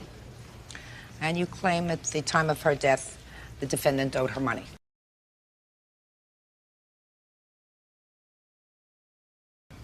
And why she gave him money? Okay. At the time of her death, we went through her financial matters, and with her checkbook and her bank statements was her ledger. My mom was a bookkeeper for 45 years. My mom would not just knowingly give him a gift and write it down. I mean, if she gave a gift, she would not write it down. So you can't go in somebody else's head. That's correct. Even if they're no longer here. Right. So you found her ledger. Yes, I did. And with this ledger, I found his name, Donald Smith, of which I didn't know. I knew of him, but I've never met him before. How did you know of him? By my daughter, Tammy. Tammy had gone to dinner with them one evening. And my mom paid for dinner, which Tammy thought was kind of strange. Anyway, from there, from Not dinner, in the 90s. Okay. Giving him money to gamble. And Tammy goes, well, that's kind of strange. When she came back home, she said, something strange is going on here. I said, what do you mean? She said, well, he's taking money from her. Well, I mean, I didn't think anything about that till I found the ledger saying that there were bills incurred for Don. Doctor bills, loans to Don, more doctor bills, Mervin's charge cards. Also, she had just recently purchased you furniture, of which my mother also kept a daily log of telephone calls that were made to him, saying whether he called, whether he didn't call. It seemed like when he had his appointments, he would call her. She would also take him to work on a daily basis, which was like across town. They live in Las Vegas. She lives on the east side of town. He lives in North Las Vegas. So it was quite a commute for her. So what? And I mean, what does that mean to you, Miss Flores? I mean that he was constantly calling and asking her to do things for him. So what? Is there anything wrong with your mother's mind? There wasn't at the time of her death, not that I know of. And she was 73 years old, which today is not an old person. Right. She was killed in a car accident. She hit a tree. So let's just talk about the money that she gave him to go gambling, right, when they were out to pay for...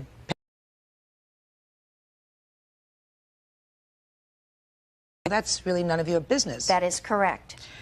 So, and I assume that you don't suggest that you're looking to recoup that money from him. Absolutely not. Only what was borrowed. Well, so that what I'd like you to do is to show me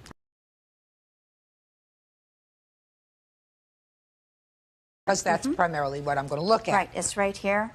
Also, here are credit card bills, of which it says Dawn owes for these, that were in her ledger.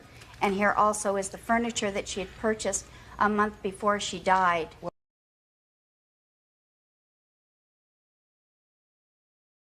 Who wrote Dawn owes for that? My mother. Let me see. Okay. Any and all transactions. Okay. Okay. What was your mother's name? Helen Roy.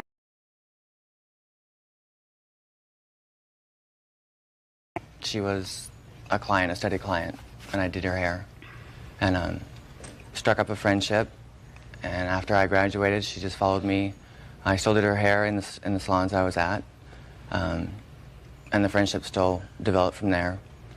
She didn't talk to her kids a lot, and I didn't have any family. That is not true. I'm telling you, that's not. Here's my phone bills. Listen to me. Okay.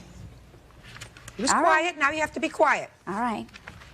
From what she told me, she didn't have the best relationship with him because they had owed her money. She had loaned them $10,000 to get their house years ago and had never even attempted to pay her back, and they did have a contract with her. So that made a gap between them. She did take me to work if I needed. She made sure I'm she not was concerned about her taking you to work, sir. I'm not concerned about her taking you to dinner. This is a lady who, I assume, was a little lonely, and she found your company appealing, and she wanted to spend her money on you. That's her business. Judge Judy will continue in a moment. I didn't have any family growing up. She showed me what a nice a grandmother and a mother was. Aww. Real cases, real people. Judge Judy. Neilani Flores is suing her late mother's hairdresser, Donald Smith, for loans he never repaid. Miss Flores, I'm looking at this one page that you're talking about. The 2 pages, well, yes. These 2 pages. Yes. And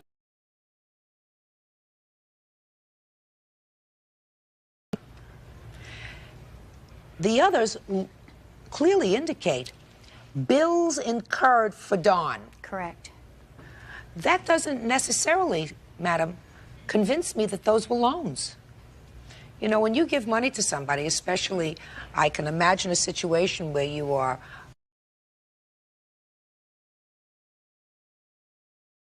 mentality, you want to keep track of how much money you gave to somebody just for your own head. I mean, how many times do I wake up in the morning and I want to know how much money I have in my savings account, in my checking account, and how much money I gave to this child?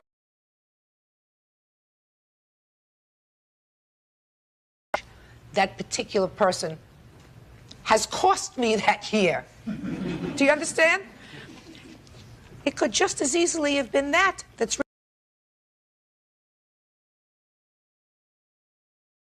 That's correct. $450 according to your mother. He still owes her $400 from this. Now, this piece of paper that it looks as if it's written in the same hand. That is her writing, yes. Right. Mm-hmm. But there is also no indication that this was a loan. Right? That's correct. But if the money wasn't owed, she wouldn't have written it down. I don't know that. I think that you have a difficult time. 6. Of which we're still paying the bills for her, yes. Okay. His clothing receipts. There were many more receipts that weren't included. Just a second. I'm looking for her handwriting on here, because I do see one, and it seems to match the handwriting in her book, in her ledger, on this credit card. There's several Mervyn's receipts for men's clothing, of which are for him. Well, just a second. You have to understand something, madam. What I just said to you was, there are certain things that clearly your mother had denoted as loans, owes, loans. And all of this. And certain things on which there are no notes. They were all included in that book, though, Your Honor. You know, pinned inside together. I only see one note of hers. Right, they were all pinned inside. Paper clipped inside. What? There were also What I think she's trying to say is that my mother-in-law was keeping track of the bills and anything she had spent on them, and that what she's trying to say is that those look like they were all incurred as a loan to him. Looks like is not a loan. Okay. Sir. Looks like is not a loan. Okay. Telling me? Yes. They weren't clearly gifts, Donald. Miss Flores, don't talk. Miss Flores. That's talk what's to him. wrong with the elderly, Don't. though. That's how they're getting ripped off. Miss Flores, sometimes you're absolutely right. And sometimes a lady who is 73 years old, living far away from her family, a couple of times a week. Is that a fair statement? Correct. If she has to pay for some companionship by buying a present or by giving a shirt or by buying furniture, unfortunately, that happens. And then when there is a tragedy like this, the family feels as if, guarantee you, she didn't feel as if she was being taken advantage of. She was having a good time. Did your step up here. You went out to dinner and you went gambling with your grandmother and the defendant? Yes, I did. Did your grandmother look like she was having a good time? Sure. Right. How many times did you go gambling with your grandmother? every time I went up there. Well, how often was that? Once every couple months. Whenever I made it up to Vegas, I'd go. So once every couple of months, you took Grandma out for a spin. Yes, How many I times did you go gambling with Grandma? Usually once a week. I took Grandma. Grandma didn't take me. Just a thing. It's her money. Judge Judy will continue in a moment. As you can see, she started out with $35,000 in the bank. 2 years later, she depleted her savings. You make me nauseous. If this camera went on, I swear to God, my dad would knock it out. I swear to God. Real cases, real people. Judge Judy. Neilani Flores is suing her late mother's hairdresser, Donald Smith, claiming he swindled her out of thousands of dollars before she died. You're not responsible for your mother's debts. You know darn well that you're not under the law. So if you have to pay out any money for her, it's being paid out of her money.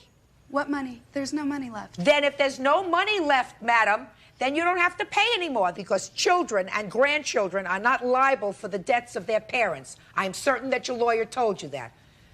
This is her money. If she wants to go gambling with him and give him money 5 nights a week because that makes her happy, it may not be smart, it may not be preserving her estate, but she's lonely and she's not going to live for every 2 months when her granddaughter decides to come up and pay her a visit and take her out to dinner and gambling. That doesn't mean he's necessarily a nice person. I'm not even suggesting that to you. And I'm not suggesting that he didn't take advantage of her. He probably did. I think so, too. Absolutely. I know. Why not? A lot of people take advantage of the elderly. That's sad. Well, it is sad. However, it made her happy. Why was she paying his job? It made your grandmother happy. If she didn't want to do it, she wouldn't have done it. She was of sound mind, and if she had to pay for an occasional escort, which is what he was, and he said that they were really good friends. Bull.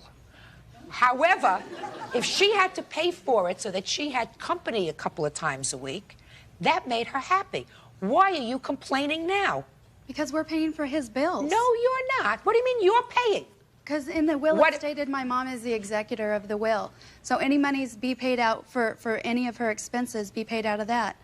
So we did that. What's your first name? Tammy. Are you dumb? No, I'm not. Well, then let me tell you something. What you're saying to me is I tried to explain it to you. Because your mother is the executrix of your grandmother's will, she does not have to go to her bank account, her personal bank account, and pay 1 sou for your grandmother's debts. The only money that can be used to pay for your grandmother's debts is your grandmother's money, which is not your money, no matter what you think. It is not your money. There may not be anything left for you after you pay the debts, but you 3 people do not have to dig into your own. It was your grandmother's money, and she could do whatever she diddly pleases with it, and it pleased her. It gave her a certain amount of pleasure to sport him around. I don't know why, but it did. Now that I've taken care of that area, now I talk to you. There were certain things clearly here that she indicated you owed her. Nothing that she gave, it was all gifts. That's not true. That's clearly not true. If it was as a loan, there would have been a contract made that I would have signed. Are you kidding me? Are you kidding me? No, I'm not. The 450 was I was in between jobs and she helped me out with the rent. I paid back the first payment of 40, and when I gave her that 40, she looked at me and says, "That's all I wanted to know was that you made the effort." She goes, "Forget about the rest." Well, but that's not what it says here. That was a loan. Because that's what she is about this furniture. How'd you get the furniture? That was delivered to me, my understanding, as a housewarming and a birthday present. I moved into a house I'm renting with my companion. It was a month of my birthday also. She wanted to go to a furniture store. She was asking me what I liked. I can understand buying you... After I moved in, what I had picked... some clothes. I can understand taking you out to dinner. I can understand even giving you some gambling money when you go out. I don't have a problem with that. They may have a problem with $1,379 for furniture for you and your companion. That was her choice. It was not asked of her. That's what she wanted to do. No, I don't believe that. I don't believe that. That doesn't sit right with me. You have two men who live together, both employed, and there comes a point where certain things she wants to buy you, some clothes, she wants to take you out for dinner, she wants to make sure she has some company. But then there comes a point when it's sort of sickening.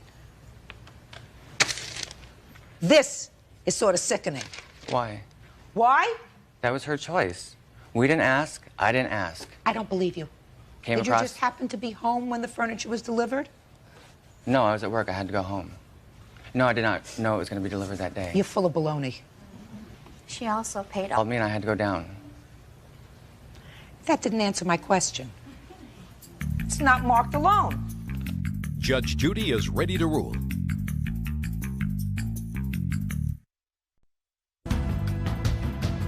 You're never going to recoup all the money that you gave him. It's not going to happen. But you should have at least some comfort in knowing that your mother had a good time. She did. She had some young people around her that made her feel good. Your mom didn't call an escort service and said, send me somebody to have a good time with. They treated her nicely. They showed her a good time. They probably better than going by herself to a casino. You know that that's true. And they took financial advantage of her. It's been happening for ages. But you don't recoup that. Unless there's some clear indication or some common sense, like with this furniture. Shirts and stuff like... God. Okay. There are certain things that are clearly marked as loans. I'm counting up only those things, and I am including in it the furniture. Okay. Because you're sitting on it, you're sleeping on it, you're going to pay for it. And all those things together come to $2,104, judgment for the plaintiff. That's all. Thank you. Parties are excused. You may step out. It's Judge Judy. Parties on Bocock versus Bocock. Step forward, please. 27-year-old receptionist Sandra Bocock is suing her father, Bob, for money owed to the state for child care of her 9-year-old daughter, Jessica. All rise. Yeah, this is case number 2. Yep. Sir, have a seat. Who are you, sir? Herb Shavers. You're a lawyer. Yes. I just wanted to make sure because I've read all of these papers. This is your father. Yes. Your mother? Yes. Ms. Bocock, according to your complaint, you are suing your father for money that you owe to the state. Yes. It came about because several years ago, your daughter, who was quite young, was removed from your care, according to all the papers and documents that I've read, for child support. Yes. And that care for about a year, a little less than a year, and then went into your parents' home. Correct? Reasonably close, yes, ma'am. How many years was the child with you? About 6. And for part of that time, she was with you as a foster child. Yes, ma'am. Which meant that you were getting money from the state as a foster parent. Yes, ma'am. That's the way things work these days, even if you're a grandparent. And then you were told that you had to file for either custody or guardianship of the child, and you consented to your parents having guardianship. If I did not give my parents guardianship, I would never see my daughter again. She would go up for adoption. I would never see her again. I was not given a choice. Doesn't make much of a difference. There's only one innocent in this case, and that innocent is this child. True. I mean, you made certain choices. You were told that she would be removed permanently if you let her have any contact with this man. And according to the papers that I read, you let her speak to him on the phone. She was just a little girl, and then you moved back in with him because you had some financial problems. That's not true. Well, according to the papers that I've read, Miss Bocock, your little girl was assaulted by this man. She was taken to the hospital. Bruises were noted. You were told at the time that the man had to be out of the house before you could get your daughter back. Correct? That's correct. To make a long story short, the child was with you, and there was a period of time when you had guardianship of the child. Yes, ma'am. After she had lived with you for several years as a foster child, and you began receiving welfare for her. AFDC, yes, ma'am. to the tune of about $2,000. As the rules of the state are, parents are responsible for the support of their children. So the state pursued you for this welfare money. Correct. And you say that there was some sort of an arrangement with your father that he would pay this amount. Yes. He says that there was not, the amount wasn't paid, your driver's license was suspended, and your credit ruined. Yes. So why don't you tell me about the arrangement with your father? On June 15th, at the last guardianship hearing, look at me. He knew that I had received the summons. I was being sued by the state for the welfare money, for the $2,392. He pulled me aside just before the last hearing and said, I will take care of this matter. I know you can't pay for it. I will take care of it. My lawyer at the time was standing right next to me. I'm a student. I'm a mom. I'm struggling. It's very difficult. It's not that I don't want to pay it back, but he promised to take care of it for me as a pledge. I'm nearly completion of my 2-year degree in biology, so I'm very close now, but it's very difficult. I'm financially very strained right now. So you want to pay the money back because it's your loan. Right. It's your debt. Right, but he promised to take care. Let me hear your side of this, sir. Well, ma'am, at no time have I ever said to anyone that I would pay this money either to her or for her. I did have a conversation after one of the guardianship hearings with her lawyer, Mr. Chavers, in which I asked him if he could get me information, a name of the district attorney and the phone number to talk to the person, because if you try and call in the district attorney's office, you get a royal runaround unless you have a case number. Because I had some things I want to discuss with him. What I didn't tell him at the... Were you taking the money from the state because you needed it for your granddaughter, sir? No.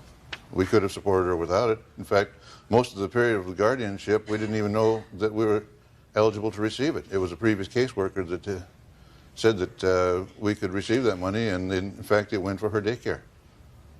So how long did you have her in your custody without receiving any support? I would say in the... Step up, sir. Your Honor, if Yes. I may, at any time during this whole guardianship issue, they knew that they could return my daughter to me with no strings attached. They Well, could Ms. return Bocock, her. I don't believe that that's absolutely true.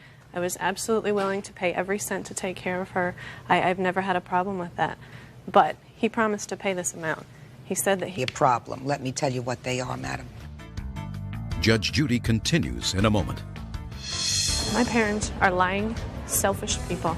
I wanted him to honor his word this one time. Real cases, real people. Judge Judy.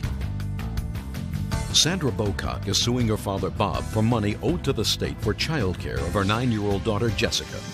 Bob and his wife Barbara claim they looked after the little girl for 6 years and aren't responsible for the money. If you wanted your daughter back, and you say there was no impediment to you getting your daughter back, and you were no stranger to the family court, I'm not talking about a parakeet. I understand. We're talking about a child. I understand. You understand that the child was removed from your care for cause by the family court, and the cause was neglect, because they only place children in foster care unless you voluntarily... America, sir, they do not remove children from parents without cause. Is that a fair statement? Let me say this, that I've been involved in several cases where the issue of cause was at best in question, never substantiated. That's why you're not the judge. That's why if the judge determines there's cause, a lawyer doesn't second-guess them. I don't care what your view of the evidence was. The state cannot remove a child from a parent unless the parent voluntarily places that child or there is cause. So don't give me a lot of baloney. I've been in this business much longer than you have, sir. And that was my specialty. So if it's not yours, it was mine for 25 years. Now, you want to tell me your recollection of the conversation with Mr. Bocock? There were two distinct and different conversations. One occurred in the hallway of the court following the hearing on June 15th. That conversation was involving Mr. Bocock, his attorney, the attorney for the minor as well, negotiations going back and forth. Child had a lawyer. Correct. Child's always had a lawyer. They're called a law guardian, correct? That's right, ma'am.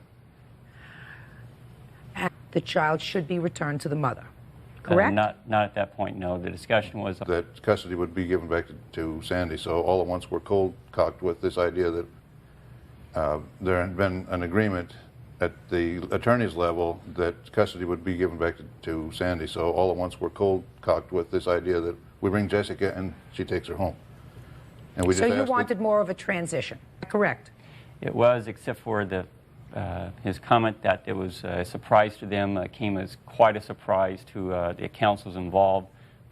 We normally work these things out before we appear at court, so the reluctance that was expressed was quite surprising to us. Well, it's not surprising to me because according to your former client, grandfather of the child, he said what he wanted was a transition so that the child could at least finish. Sir? Yes, ma'am. That strikes you as being odd? The grandfather who's had custody of this child for 6 years says, listen, it's June 15th, school is over June 30th. You know, we need 2 weeks, and aside from the fact she's in school. That strike you as being peculiar, sir? In view of the facts of the time, the fact that we've been discussing the transition for about 6 to 8 months before then, yes. It did strike you as being odd. That's odd. Doesn't strike me as being odd to wait 2 weeks until school is over. You have children? Yes, I do. Please, give me a break. All right, so now we're past that. Now we're down to money. Let me hear the conversation about the money. We had been discussing for months the return of the child to the mother. It was obvious that the grandparents, because of the timing that they had applied for the AFDC payments, was already after the time that we had already discussing returning the child to the mother. There's not an issue of financial need on behalf of the grandparents. It was a matter of timing. At the hearing, the grandfather stated that he would handle the AFDC payments. Just a second. What you heard is, I will handle it. The exact verbiage, I'm unsure. What I recall is handle it or words to that effect. Okay, so you're not as sure what the words were. Not Thank the you. exact word. There was another conversation. Give me the other conversation. The other conversation in context. Following the hearing on the 15th, I hand-carried all the court documents from the AFDC payments to Mr. Bulcock's attorney the following day, confirmed the fact that Mr. Bulcock was willing to handle the AFDC payments. And confirmed with whom? Confirmed to his attorney in the letter that I sent. Just a second. You sent a letter to the attorney. Correct. You have a letter from the attorney to you confirming that? No, I do not have a letter disputing it either. He doesn't have to dispute it. You have a letter you sent to him and say, here, your client says... Received a letter back promptly. I mean, this is of course, sir. You're a lawyer. You know. Based on my extensive dealings with his attorney, had that statement been incorrect, I would have received a letter back promptly. I mean, this is of course, sir. You're a lawyer. You know, you can't rely on that. You sent him a letter. Here, your client said he would take care of this, and he says, what, is he crazy? Takes him and throw in the garbage. You think that he has an obligation to respond to you? He has no legal obligation to respond to you. But he did, in fact, respond. How? Let me see. The response was in the form of a conversation. That's hearsay. I understand with the that, attorney.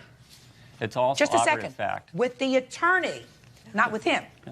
No, I had a conversation with Mr. Bulcock. Tell me about your conversation with Mr. Bulcock, not a conversation that you had with an attorney. Why did she move away to be with the man who actually is on record of having beat Jessica? I was emotionally abandoned as a child. Of course I'm going to go seeking emotional comfort from somebody else. Real cases, real people. Judge Judy. Sandra Bulcock says her father should be responsible to pay the state money owed for childcare of her 9-year-old daughter, Jessica. Bob Bulcock says he took care of Jessica for 6 years and should not be held responsible for the money. Tell me about your conversation with Mr. Bulcock. He told me to, if I would get the amount due that he had received, he would pay for that. He would reimburse that amount. Did you ever say that to him, sir? No, ma'am, I never did. I have a copy of the letter that I sent to my attorney. Can I see the copy of the letter in response to the letter that he had hand-delivered to her.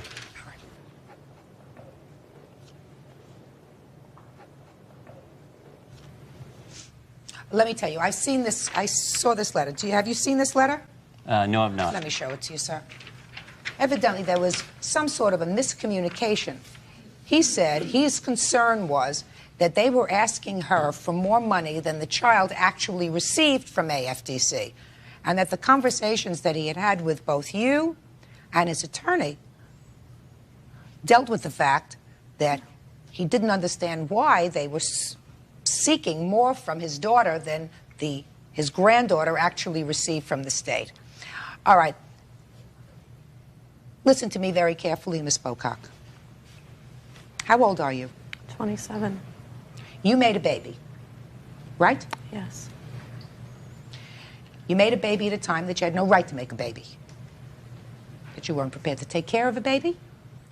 But for the fact that your parents took your daughter out of foster care and agreed to become foster parents to this child, there is a very strong probability, based on the fact that this child was out of your care, that your social worker was absolutely correct, that the state would have moved in a proceeding to terminate your parental rights and free the child for adoption.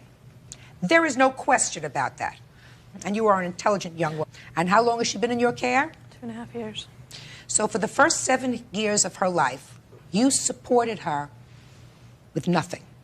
I gave her love and emotional support, which is more than they gave her. No. She was in foster care for a year, which means some strangers gave her love and affection. And then she lived with your mother and father, who were up with her during the night, who wiped her nose when she... Your Honor, yes, I did live there for a couple months. I'm not talking about a couple of months, madam. How long did your daughter live with your parents? I don't remember the exact years. She lived with her for a number of years. But why did I end up pregnant at 17?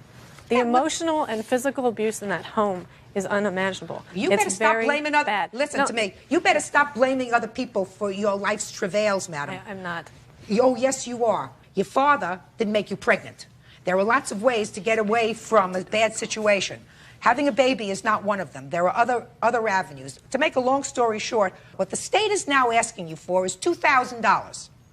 And they're saying, over the years, the state of California has probably spent $150,000 in foster care payments and administrative fees for your daughter. We're not seeking to recoup that from you now that you're back on your feet. We're seeking to recoup $2,000 from you.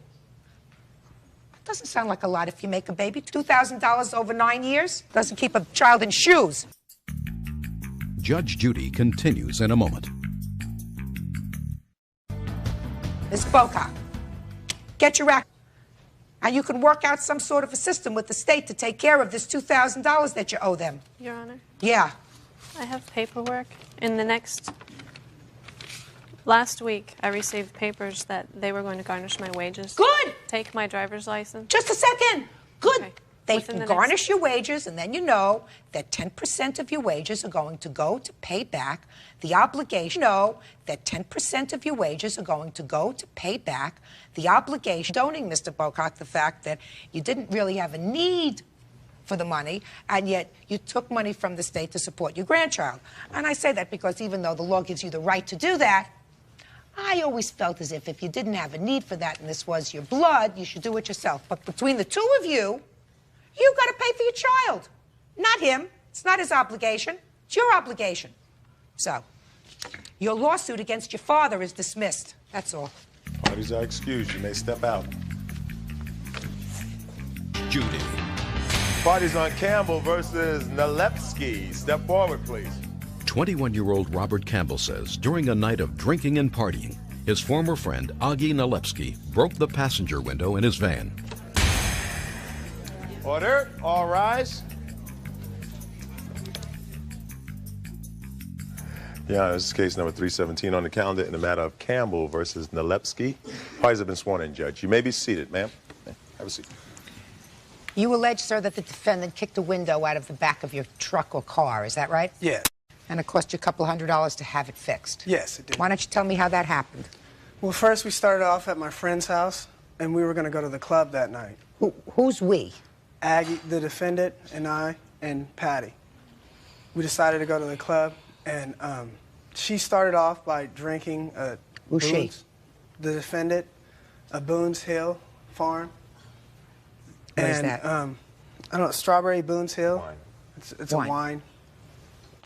And then after that, we got in the car, and we drove to Club X, which is in the city, about 45 minutes away.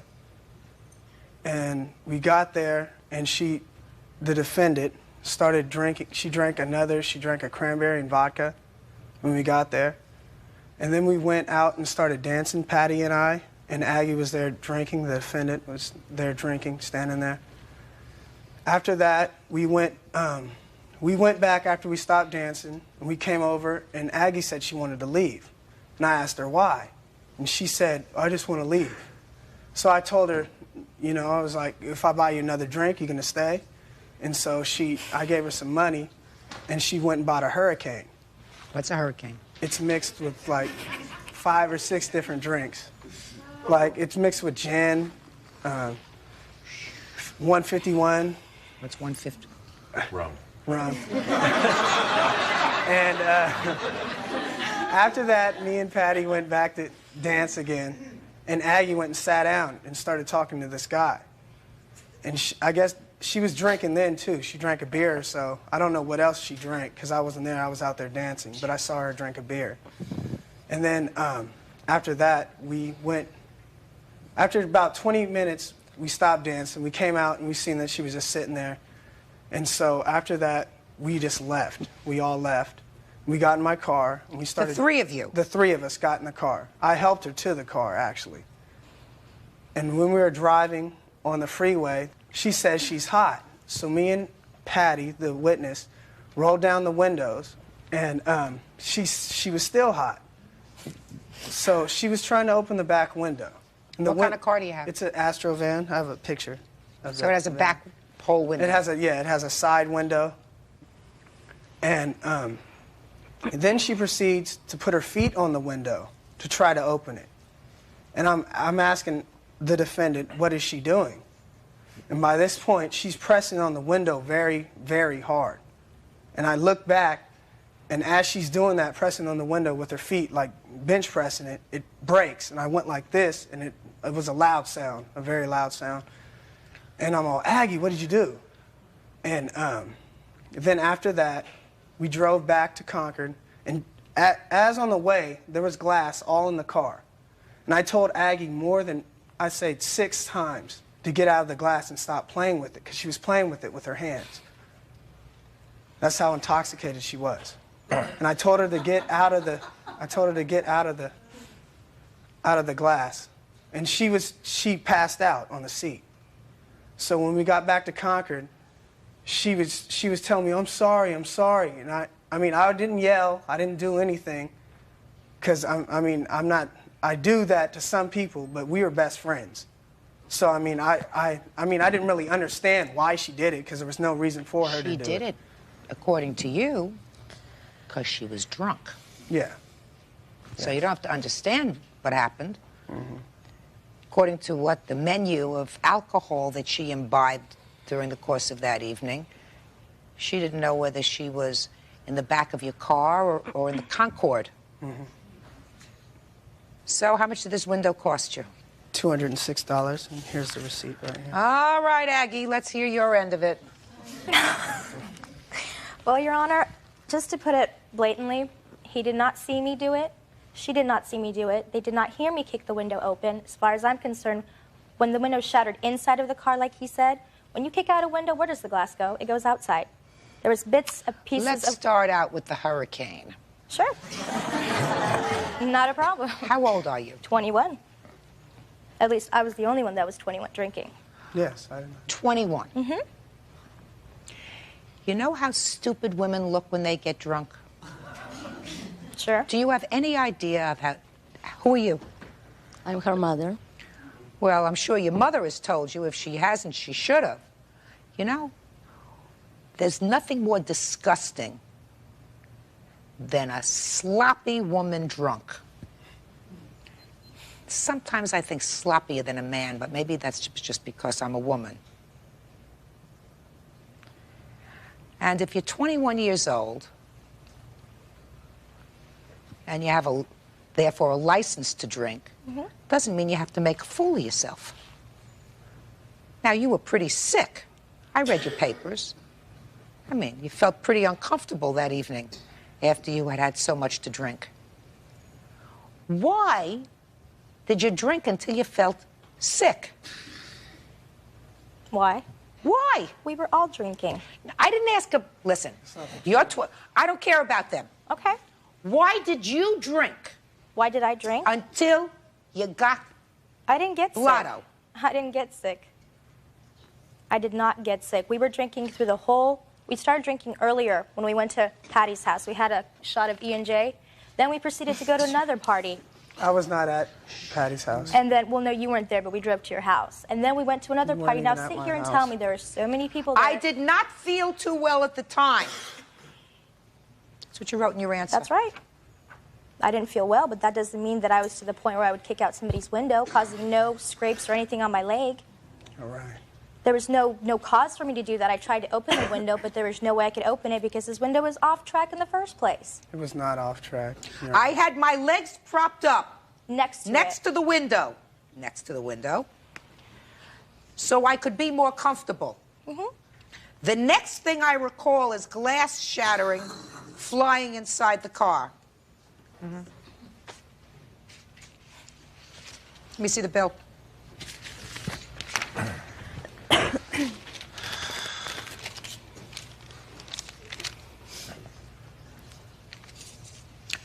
Were you there when your daughter got home?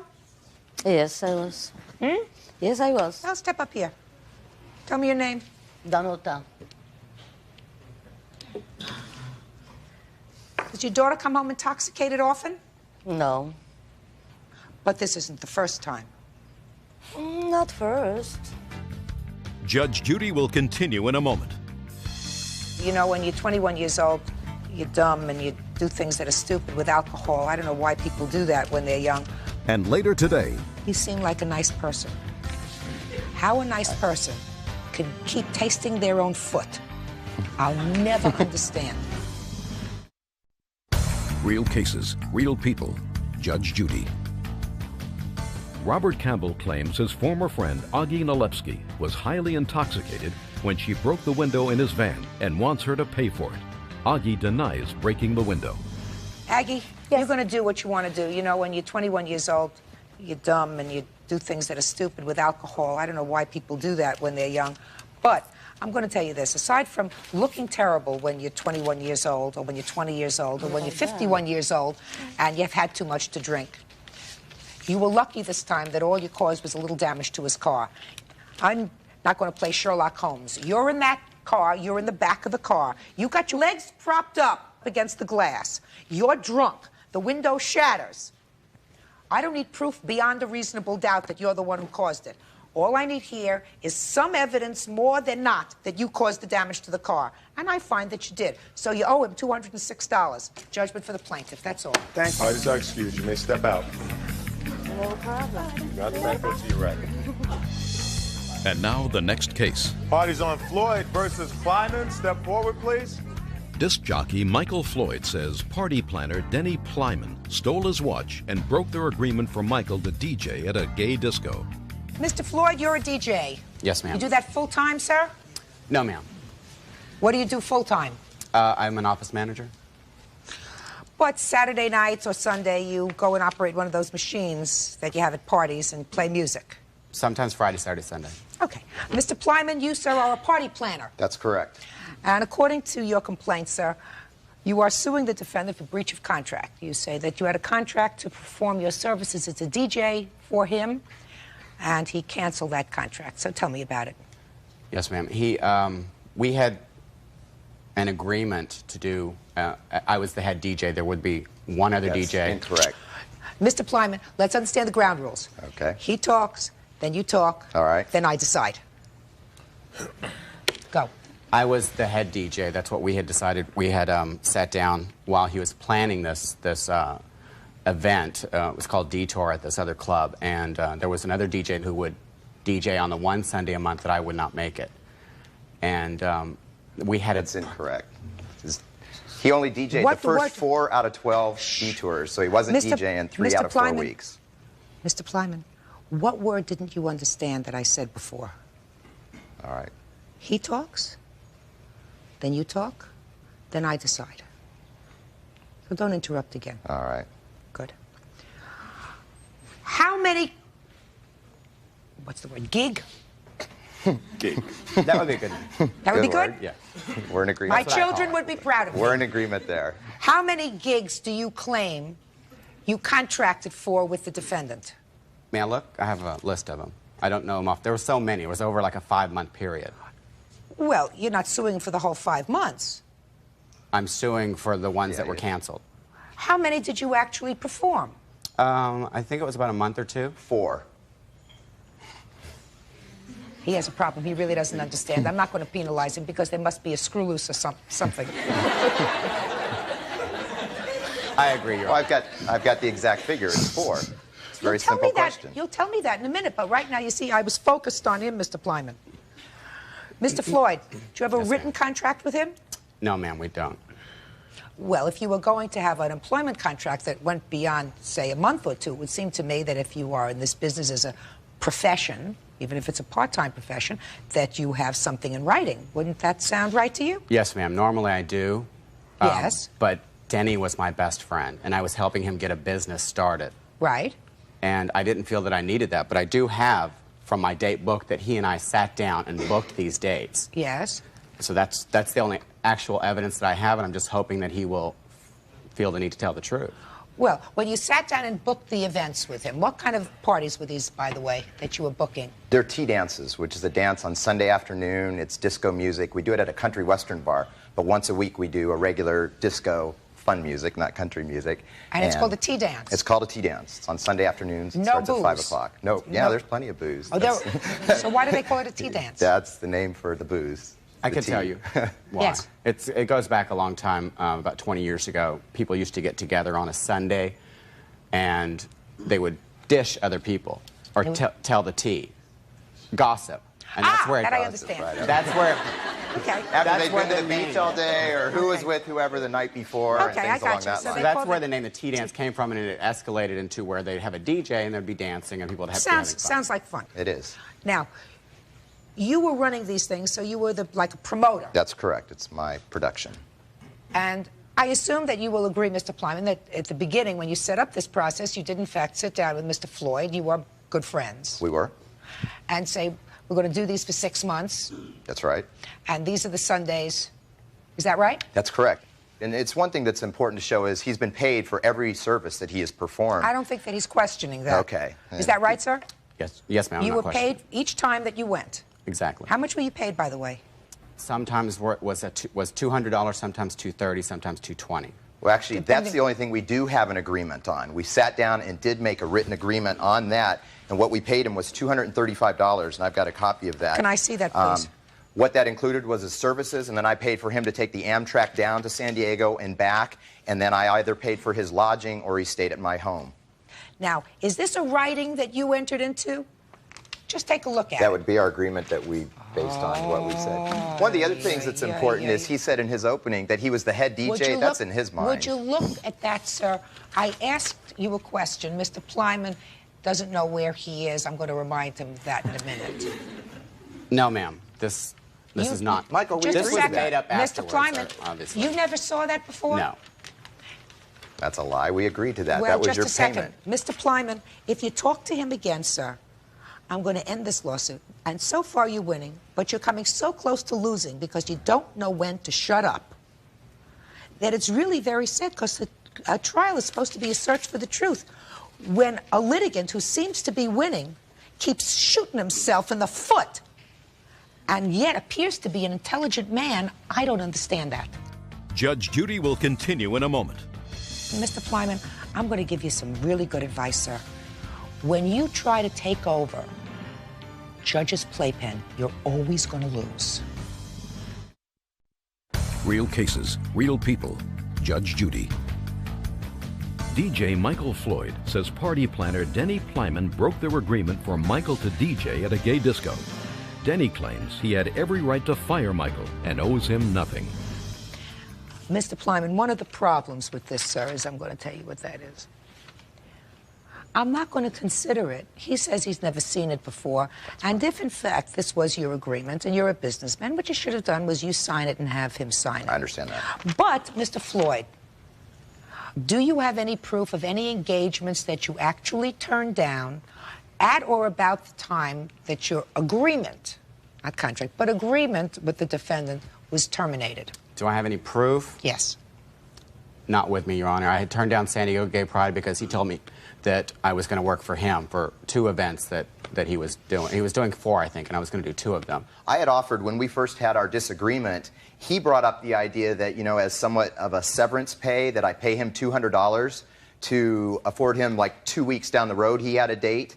And me being a new businessman, a small businessman, I thought, you know what, I really want to do the right thing here. So I thought about it a couple days, and then I called him back, and I said, you know, I would be happy to send you that $200, but I asked one thing. I said, I'm going to need you to sign an agreement. I finally clicked in and understood that I probably should have an agreement at this point in time, that this will be the end of our, I put the payment of $200 in 2 $200 increments will be paid by May 31st and is provided as a goodwill gesture by Denny Plyman, owner of Focus Events. This payment will finalize our working relationship and any monies due of this date. And it's at that point that he got all pissed off, like I didn't trust him because I felt like he would take me to court or something, and he wouldn't sign that. Now, he never saw this, but I read it to him over the phone because I was going to send it to him, have him sign it, and send it back to me, and then I would have sent him the money. That's also not entirely true, Your Honor. Well, not entirely true, but did you call and discuss with him some sort of solution to this problem? I attempted. He never did. I attempted on several occasions to call him. At that point... How you could say I didn't attempt to make a solution is incredible. I have it written right here. That's not proof. That could have been written at any time. Mr. Floyd, he did in fact offer you a couple of $100s to resolve this issue. Yes, and at his suggestion. And he did.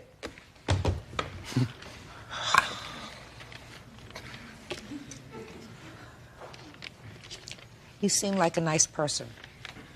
How a nice person can keep tasting their own foot, I'll never understand.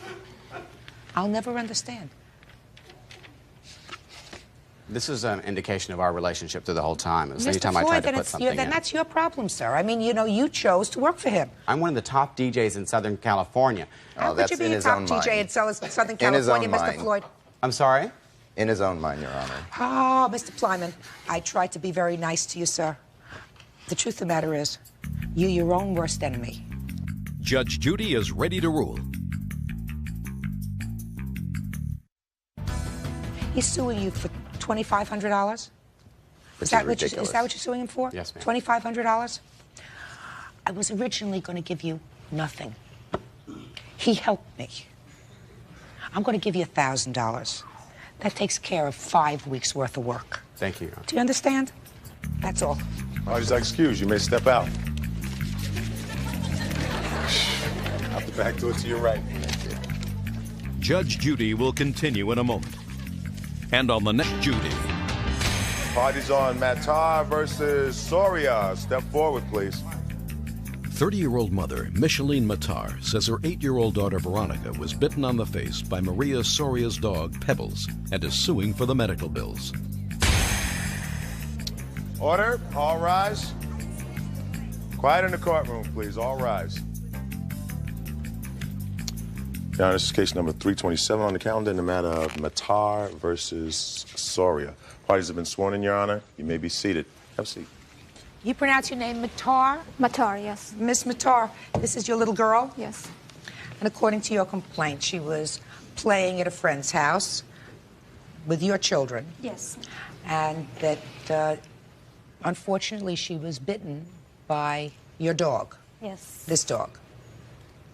And you seek reimbursement for your medical bills. Yes, please. There is no dispute that your dog bit her and scratched her, is that right? Right, there's no dispute as to that, no. Well, then why don't you tell me why you don't believe you're responsible for the child's medical bills? First of all, Your Honor, my dog, he's really good. He always has a problem with sensitive ears. And when the children started coming over, I make sure, and I told him, the dog is fine, just don't pull his ears. Because he'll react. He reacts to adults, he reacts to us. It's a problem that he's had since he was a puppy. He's now 6 years old. Okay. So that I found interesting in your answer. You said that the dog has had a problem with his ears since he was a puppy. Mm-hmm. Tell me what kind of problem. It's really hard for me to tell you. I taken him to the vet, and he says, well, he just has sensitive ears. There's nothing wrong with him inside that he can see that's physical. It's just a sensitivity that he has. Well, what has the dog done he hasn't done anything to anybody before. What he's done, and my daughter can probably show you, is if you grab his ears and try to extend them, he tries to move, you know, kind of bite off your hand off his ears. So he tries to bite off your hand to let... because he is not comfortable with that. And that was something that I explained to the children, not only when they first started visiting, but every single time that they went to play with the dog. I said, you can play with him, you can pet him anywhere you want, just don't pull his ears. He's fine if you just, you know, touch him down, but if you extend them, he has a problem with that.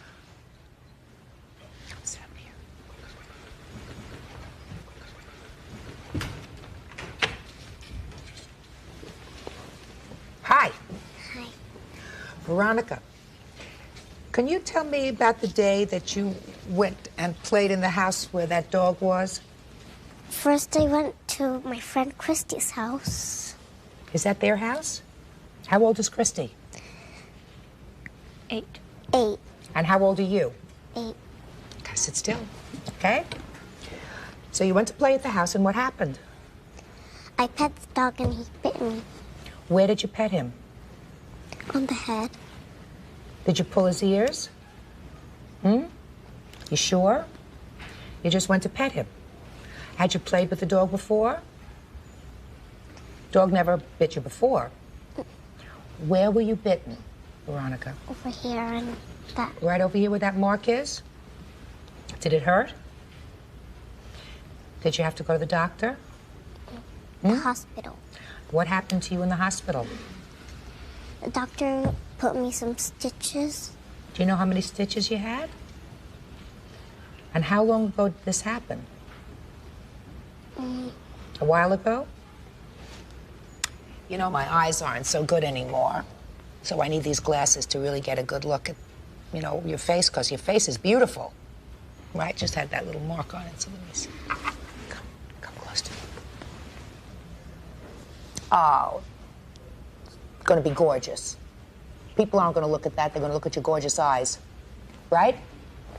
I'm telling you. Okay. Why don't you go sit down? You feel better about going to sit down? Yes? Okay. Heard? Sure. Okay. Is there anything else you want to tell me? It's obvious that it was in her house, it's her dog, and if she knows that he has a problem, keep him away from children. Don't give the responsibility for 8-year-old to know what she has to do. And I understand what you're saying. The point, too, is that the responsibility of having a dog is almost, you know, the words that your husband told me was, well, what kind of people are you to have a dog? Well, I'm sorry. Miss Soria, listen to me. You know, things get hot when you're in the middle of a dispute. I think that sometimes animals are unpredictable. And even though an animal has not done anything in the past, you never can tell when something is going to trigger some sort of aberrant behavior, like biting a child. Your dog, while you tell me that he has not bitten anybody before, clearly had a problem with his ears. Now, according to the child was not pulling his ears straight out, which is what you say causes him to act out that way. According to this little girl, that didn't happen. But clearly, someone is responsible minimally for the medical bills that these people incurred. Can I see your medical bills? Because as between this lady and you, it was within your home that this happened. So somebody is going to be financially damaged. And I'm not talking about the little mark that's on your daughter's face. That's going to go away, hopefully. Well, and I have a report from a doctor that will scar forever. Well, she has 2 scars on her face, one on her cheek, one under her nose. I just want to know what the bill was so far.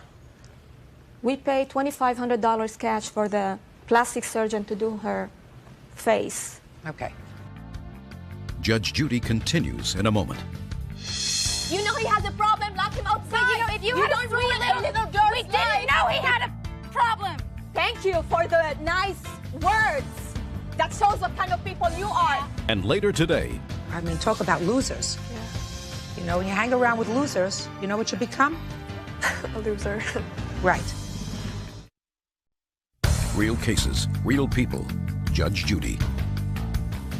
Micheline Matar's 8-year-old daughter Veronica was bitten on the face by Maria Soria's dog Pebbles and is suing for the medical bills. Maria claims she told Veronica not to touch Pebbles on her ears, but she didn't listen. Mrs. Matar, I'm going to come to you. You seem like an intelligent lady. Thank you. And I'm sure that you knew that these people had a dog in their house. And an intelligent person also knows that when little children are around a dog, something can happen. Now, I'm not saying that you are responsible, but you clearly knew that they had a dog, right?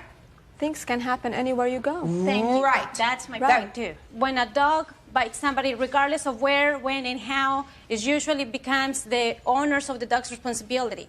It's almost a relativity here as to, okay, so by default, you know... No, Miss Soria, you're missing the point, madam. The point is that you were, aware of the fact that your dog had a problem. Mm-hmm. Right? Mm-hmm. Did you ever tell that to Mrs. Matar? No. Well, you see, that's a responsibility that you have. Because then Mrs. Matar would have been on notice. And she would have known that what you knew about your dog, that your dog had a certain sensitivity. And then I would say, well, she assumed the risk if she let her children go to your house to play. You can't say that I'm telling an 8-year-old and therefore I've completely absolved myself of responsibility. If you told the mother, and after you told the mother, she said, dog looks perfectly fine to me, I'm going to let my children go over there, then she is, in at least in part, negligent. You would agree with that, right? Yes, I do. But you didn't tell her, and that was a mistake. Telling the children is not telling her. Now, they have medical bills now of $2,500. Somebody's got to pay for that. You had the knowledge about your dog. She did not. So you have to pay these medical bills, and the judgment is for the plaintiff in the amount of $2,500. That's all. What about the scars? I'm sorry, Your Honor. What about the other charges that I have to do another surgery for her to take out all the scars on her face? Let me tell you something. Right now, to date, your medical bills are $2,500. Okay. Right? If you have additional medical bills, they're on notice, they may be responsible. It may be that as your daughter gets older, this little mark that's right over here is going to fade. I spoke to a specialist, which you told may me that it have will spoken not. to a specialist, but I'm telling you, as your daughter gets older, she's still a little child. Her face is going to grow, her skin is going to grow, and what looks like a 1/4 of an inch scar now may be nothing more than a dot later on, and you as a responsible parent might not want to put your child through an additional surgical procedure. So right now I'm giving you your medical bills to date, which are $2,500. Now you have to know, Ms. Matar, also, if you allow your children to go next door to a neighbor to play and the neighbor has a dog, a little dog like this, that looks perfectly harmless. There is always that risk. I don't think that there was anything malevolent about what the defendant did. I mean, according to what she tells me, the dog has never bitten anybody else. But you have a responsibility to tell the parents, not the children, of people that come into your house, that this dog has now bitten one child. Because the next time, if this happens to somebody else, you are responsible for punitive damages. Do you understand? I understand. That's all. Parties are excused. You may step out. Yeah, I'm about to go to your right. You know he has a problem. Lock him outside. But, you know, if you had don't ruin a little girl's we didn't know he had a problem. Thank you for the nice words. That shows what kind of people you are. Well, you did not even bother to call to ask how my daughter was. And now the next case. Parties on Flubacher versus Fi. Step forward, please. 20-year-old student Renata Flubacher says she bailed 19-year-old Courtney Fi's boyfriend out of jail twice and has not been paid back. The defendant was a friend of yours, according to your complaint. She had had some trouble with her mate. Correct. Some domestic violence, is that right? Mm-hmm. You had him arrested? Yes, I did. And then you thought better of it. Yes. So you called your friend and asked her to bail him out of jail. Yes. And what did you say? I was unsure of it at first. I didn't know the procedures of what the law meant and what exactly. At first, it was just that she needed to borrow the money, and then it ended up she needed a co-signer, which was a lot more because I didn't know the gentleman. And of course, what I knew of him was all negative because of what You had mean the happened. gentleman that she lives with? Well, her boyfriend. Her yes. boyfriend. Mm-hmm. So how much did you spend the first time to bail him out of jail? I think it was $325 after all the court fines. And you borrowed that money from her? Yes. You promised to pay her back? Yes, I did. And you haven't? No, I haven't had a chance. How long ago was this? It was in May, I think. Now then he got himself arrested again. Right. He got on probation and then was arrested for the same thing pretty much, from what my understanding is. Not on her, but on somebody else. He sounds like a real charmer. Judge Judy continues in a moment. She was my best friend, and we don't talk anymore. Real cases, real people. Judge Judy. Renata Flubacher says she bailed Courtney Five's boyfriend out of jail twice and is suing Courtney to get the money back. Courtney feels it's her boyfriend's debt. What was he arrested for the second time? Assault. On whom? Some guy. I don't know. Some guy he fought with. And what happened? He had called me from jail and was crying and telling me that he respected me, and that one of the main problems with Courtney and I was that he wouldn't let me see Courtney. He said that my friendship with her, that I had bad influences This is Courtney? on her. Yes. That I had bad influences on her. I've known her since 6th grade, and he pretty much told Courtney who she could and could not see, and he pretty much was just apologizing and saying that, you know, if I got him out again, that things would be different and that she could see me. Because when I got him out the first time, I pretty much didn't speak to Courtney again. You know, I didn't hear from her. She was at his house. I would call there. He would get upset with her, yell at her, tell her, you need to tell that girl to quit calling here. You mean this is after I bailed him out of jail. After you bailed him out. So he pretty much just begged me, and then he started saying some things about if his probation officer found out that he had violated his probation, he would go to jail for 6 years. And he was like, I'm going to go to jail, and I'm going to go to jail for something I don't deserve, and something like that. So I called Courtney, and I was like, you know, Courtney, is this true? And from what she understood, it was all true. And I was like, what do you want me to do? Do you have another way to get him out? You know, do you need the money? She was like, yeah, I need the money, and I can't live without him, and I need him to be out of jail. And did you say that to her? I did say that. You couldn't live without him? Well, I did love him very much. Sounds like a manipulative sucker. Yeah. Well, at first he wasn't like that, but... So how much did it cost you the second time? It was $325 again. And this time with a lot more writing his, because I had to co-sign also again, because neither one of them know anybody who has any type of liability, and it was a lot more money this time if he didn't end up going back to court. Did he go back to court? No, he didn't. I ended up having to call bounty hunters on him to pick him up. He was supposed to go to court, and Courtney and him got in a really big fight within a week or something. Something blew up, and he was staying at his other girlfriend's house, and we had to call the cops, and we had to do all this stuff. And the bounty hunters came and picked him up and had to take him to court, and then he got put back in jail. So how much did the whole exercise cost you? It was a little over $900. All right, Courtney, let me hear your defense to this. Well, I believe that I owe her for bailing him out the first time, but I didn't ask her to bail him out the second time. And he's the one that asked her, so I think that she should be suing him for the rest. Well, she did, in fact, call you after she got this jailhouse call. Yes, and I told her if she wanted to do it, that I would like her to do it, but I wasn't asking her to do it. You said, I'm not asking you to do it, or did you say, I love him and I can't live without him? Yeah, I said that, but I'm not asking you to bail him out. She did say that, too. She's like, well, I'm not asking you, I'm just... She said something like, I'm not asking you because I know you've already done this once, and I know I already owe you money, but I love him so much, and I can't live without him, you know? And I was just like, okay, so do you want me to leave him in jail, or do you want me to get him out of jail? You know, this is up to you. And I told her straight out, I was like, you owe me this money, I can't stand. I don't like what he does to you, I don't like the way he treats you, I don't like the way he treats me as somebody who's helping him. And did you say that to her when you spoke to her on the phone? Yes, I did. And I mean, when did you we went together to the Bonds place, and I was like, Courtney, this is a lot of money. I was like, I've worked so hard for all this money. And what kind of work do you do? I'm a waitress and a full-time student. And I've been saving all my life. I was like, this is my savings, and, you know, you will pay me back this money. When did Prince Charming finally leave the picture? About a month ago. Under what circumstances? I just couldn't take it anymore. And he's going back to and jail. he's actually wanted again, and I'm trying to help his aunt out because she's going to have to put up $14,000 to, if he doesn't turn himself in. So I'm helping her. You mean he got somebody else to put up bail for Oh yeah, him? his aunt And he bailed him didn't out. show up. And he And- hasn't showed up, and Yeah.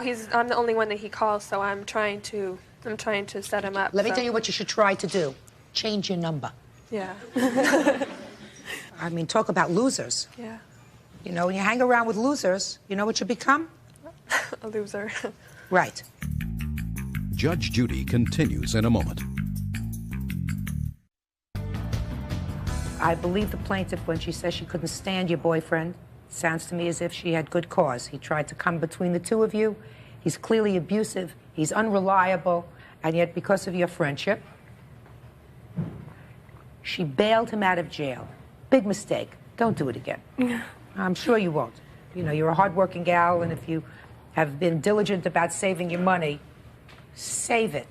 You know, bailing him out is like taking the money and throwing it down the sewer. But there is no question that I believe that you assured her on both occasions that you would be responsible for this money because she was not relying on the boyfriend to pay her back. She was relying on you to pay her back. Your lawsuit seeks $800. You have to pay her. It's the right thing to do. Okay? Okay. Judgment in this case is for the plaintiff in the amount of $800. Thank you. Parties are excused. You may step out. Judge Judy continues in a moment. And on the next Judy. Parties on Van versus Webb. Step forward, please. Avid rollerblader Norm Van says while skating on the beach, he bumped into Henderson Webb's baby stroller. He's suing because Mr. Webb assaulted him, causing severe dental injuries. Order. All rise. Your Honor, this is case number 312 on the calendar in the matter of Van versus Webb. Parties have been sworn in, Judge. You may be seated. Have a seat, ma'am. Sir. Mr. Van? Yes, ma'am. Your complaint alleges that the defendant assaulted you by punching you in the mouth, Correct. something that he acknowledges he did. Yes, ma'am. So why don't you tell me how this came about? Okay. On 4th of July, my brother, his friend, Mr. Rohr, and I were skating northbound on a bicycle path heading towards Manhattan Beach Pier. When we reached the... Rollerblading. Yes, rollerblading. And as we reached the 2600 section of the Strand, the Hermosa Beach Police Department were breaking up a party, and so it became very congested, and they rerouted the direction of the people that were on the path heading north to head back south again. So at that time, we complied with the police officers, and we started to head south. So they were making him make a U-turn. Exactly. Okay. And so it came to a standstill. And so a person behind me had a bicycle, and they accidentally tripped me, and I accidentally fell on top of the Webb's baby stroller. As soon as I fell on top of the... Okay, so you were walking with your wife. Correct. And you had your baby in the stroller. We had the baby in a baby jogger. What's a baby jogger? It's like a stroller, a little bit different, designed for really running with the child. One of those long, pointy things that Exactly. I've seen? Okay. So it's got 3 wheels? Exactly. Gotcha. Go. As soon as I fell on top of the baby stroller accidentally, Mr. Webb immediately pulled me off the stroller, and before I had an opportunity to apologize to him, he became belligerent and started yelling and screaming at me and using profanity. And so since he refused to listen to me, I raised my tone of voice to the level of his and said, "What the hell are you talking about? It was an accident," because he even had the audacity to accuse me of deliberately endangering his child. And the whole time that he Your was... Honor. Could get to you. During this whole time, he was more interested in... Don't tell me what he was interested in. Just tell me what he said to you and what you said to him. Well, I can't recall everything that he said to me, You know, just that he was screaming, yelling, and he was using profanity at me. And he deliberately accused me of endangering his child by falling on top of the baby stroller. Okay. So after we exchanged words, I then attempted to proceed to leave. And at that point in time, Mrs. Webb then confronted me, and she started to do the same thing to her husband. Just tell me what she said. Oh, I can't recall the exact words, Your Honor, so I don't want to guess at it. But she, too, was, you know, yelling, screaming, using profanity against me. And at that point in time, I became upset, and I told her that she was an unreasonable for not allowing me an opportunity to apologize or to look at the situation, that it was accidental and I had no intentions of hurting their child. So You didn't say all that. You just called her an unreasonable beep. Exactly. Okay.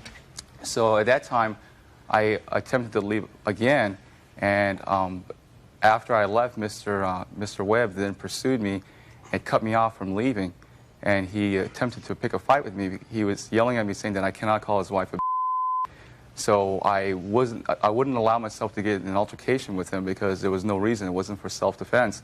In addition to that, there were several police officers behind us. So he then placed his right hand on my chest, on my left side of the chest, attempting to further provoke me to a fight. And I still refused to engage in a fight. So Your Honor, that's... So I then warned Mr. Webb several times to remove his hand from my chest. And when he didn't do it immediately, so that's why I had to do it several times. When he finally removed his hand from his chest, as soon as he put his hand down, he then attacked me and punched me in the mouth. Immediately, his hand came down. And that's when I fell backwards, hitting my head on the ground. And when I tried to get back to my feet again, I got onto my knees. Then Mr. Webb then jumped on top of my back and in a deranged manner was yelling, "You can't call my wife." And he kept on pushing my head towards the ground while he was on top of me.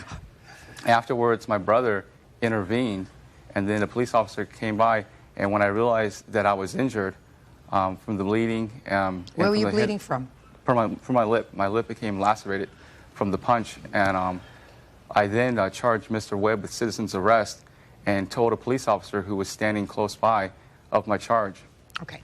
You had some medical bills? Yes, ma'am. What were the medical bills? The medical bills were for the oral surgery, for my tooth to be put a crown put on it, and the actual crown price. How much? That came out to excuse me, and also the emergency room bills as well, and that came out to approximately $901. And in addition to that, my one tooth was shattered, another tooth is cracked, and that tooth has not died yet, so the dentist wants to wait until the tooth does die, and so I have an estimate of that, which is $1,275. Judge Judy will continue in a moment. Teach children from a very early age to use their words. I say that to toddlers. Use your words, don't use your fists. And you didn't. You did it because you got hot. Real cases, real people. Judge Judy. Norm Van says after bumping into Henderson Webb's baby stroller while rollerblading, Mr. Webb assaulted him, causing dental injuries. Mr. Webb claims he hit Norm in self-defense. All right, Mr. Webb, now let's hear your version of what happened, sir. Okay. I think that was a very creative version that you just heard. Mr. Webb, just let me hear your version of what happened, My wife sir. and I left 4th of July midday to walk down the Strand with our daughter Haley in the baby jogger. When we approached the 26th Street intersection, there was a huge crowd and that we were just kind of instantly enveloped in. Virtually nobody was moving, maybe at just a very small shuffle. People were going every which direction. I was going northbound on the Strand with the stroller at a little bit of an angle there when, kind of out of my peripheral vision, I saw some movement, and before anything else, I felt a strong hit against me and down on the jogger. And that was Norm Van. I looked down, he was full body, full weight, impacted upon the jogger. I started trying to help him up, and I said something to the nature of, get up, get off, watch where you're going. He was immediately very indignant with me as far as profanities.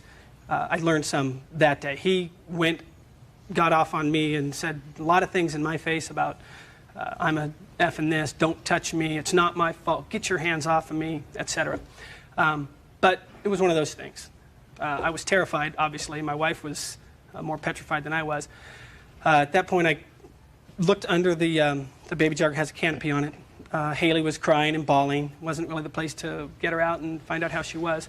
Stepped back behind the jogger. But she was fine. She didn't have any visible damage. She was fine. Correct. Stepped back behind the jogger to resume our snail's pace, so to speak. My wife's still behind me when the next thing I heard was him going off on twice the tirade with my wife. And, you know, at a distance of like that from her face. He called her B-I-T-C-H, but that was the nicest word he called her. You know, we all felt threatened, I think. We had no place to go. We were in a very small space. I kind of put my hand between them. I never once touched Norm Van until I actually hit him. I kind of stepped in front of my wife and in front of Norm Van, so that they were behind me. And he continued to be very threatening, very belligerent, indignant, coming at me this way. I thought for sure he was going to attack me. I've got my wife and child behind me, and I did hit him in the mouth. He never hit the ground, number one. He kind of squatted or kneeled. I got behind him and put my arms around him and locked my hands to contain him. I never tried to hit his head on the cement. I did one, I hit him once, and that's all that happened. Okay?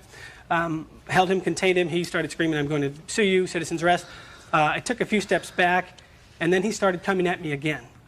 And I said to him 3 or 4 times, "Stay away, stay back." I couldn't understand why he was stepping towards me again. He was pointing his finger saying, "I want you to get arrested, you're in trouble," and I said, "Stay away," because I didn't know why he was coming at me again. I thought he could attack me. What do you mean you didn't know why, sir? You would hit him in the mouth. Well, I figured he was going to attack me. You know, what you figured. Right, I felt threatened by him. You hit him in the mouth. Yes, I did. Mr. Webb, you know, I've walked many a stroller, and I've had footballs come into the stroller, and people, it's other times, you know, throwing a can out of a car that almost misses the stroller by that much. You know, has that ever happened to you, Bert? Sure, Judge. 4 kids. Yeah? So you know what you want to do to the person who threw their soda can out of a window that almost hits your baby? You want to kill him. That's the immediate reaction. I agree, but I think that's a little different circumstances than we faced. Well, I'm not so sure, Mr. Webb. What I'm talking about is the maternal or paternal instinct when something, anything, threatens your child. The adrenaline starts to pump. And you don't want to hear anything about accident, because those kind of accidents aren't supposed to happen. I mean, when you say to me, "I tried to help him off the carriage." Absolutely. Well, you weren't helping him. You were getting him off there as fast as you could so you could check on your baby. You just wanted to get him off. If you could have used a stick of TNT, it wouldn't have made any difference whether he was okay or not. You wanted to get a look and see whether your baby was hurt. Mr. Webb, that's totally understandable, sir. Well, I was understanding enough to realize once he was up that could be over. That's why I stepped behind the baby jogger again to proceed at whatever pace I could to get away from Mr. Van. But he didn't hit you, you hit him. Correct. I hit him because I had no place to go, and he was posing immediate threat to my wife and my child. No, I don't think so, sir. He was using his words. You lost your temper. You got angry because he said something to your wife, and there's no question in my mind that if I called your wife up here, she would say that she didn't say anything to him. Is that right? Did you say anything to him? Oh, yeah, I asked him to, you know, just move away and get away from the stroller, because after the confrontation had happened, between my husband and Mr. Van, he didn't just go on his way. He was, I mean, this far away from both of our faces, just telling us that, you know, it's not his fault, and, you know, F this and F that. And well, let me ask you a question. Did either of you say to him, "I know it was an accident, just that everything's okay now"? I said, "Move on. Let's forget about this. It's over." And that's why I tried to go northbound. He was engaging my wife at that time. Had your wife said anything to him before he was engaging you? Did you say to him, no? I don't necessarily believe that, Miss Webb. I mean, I don't say that because it's not common sense. You're a mother, your baby's in the stroller, you I can imagine you broke out in an immediate sweat when you saw this body, this huge body over your baby.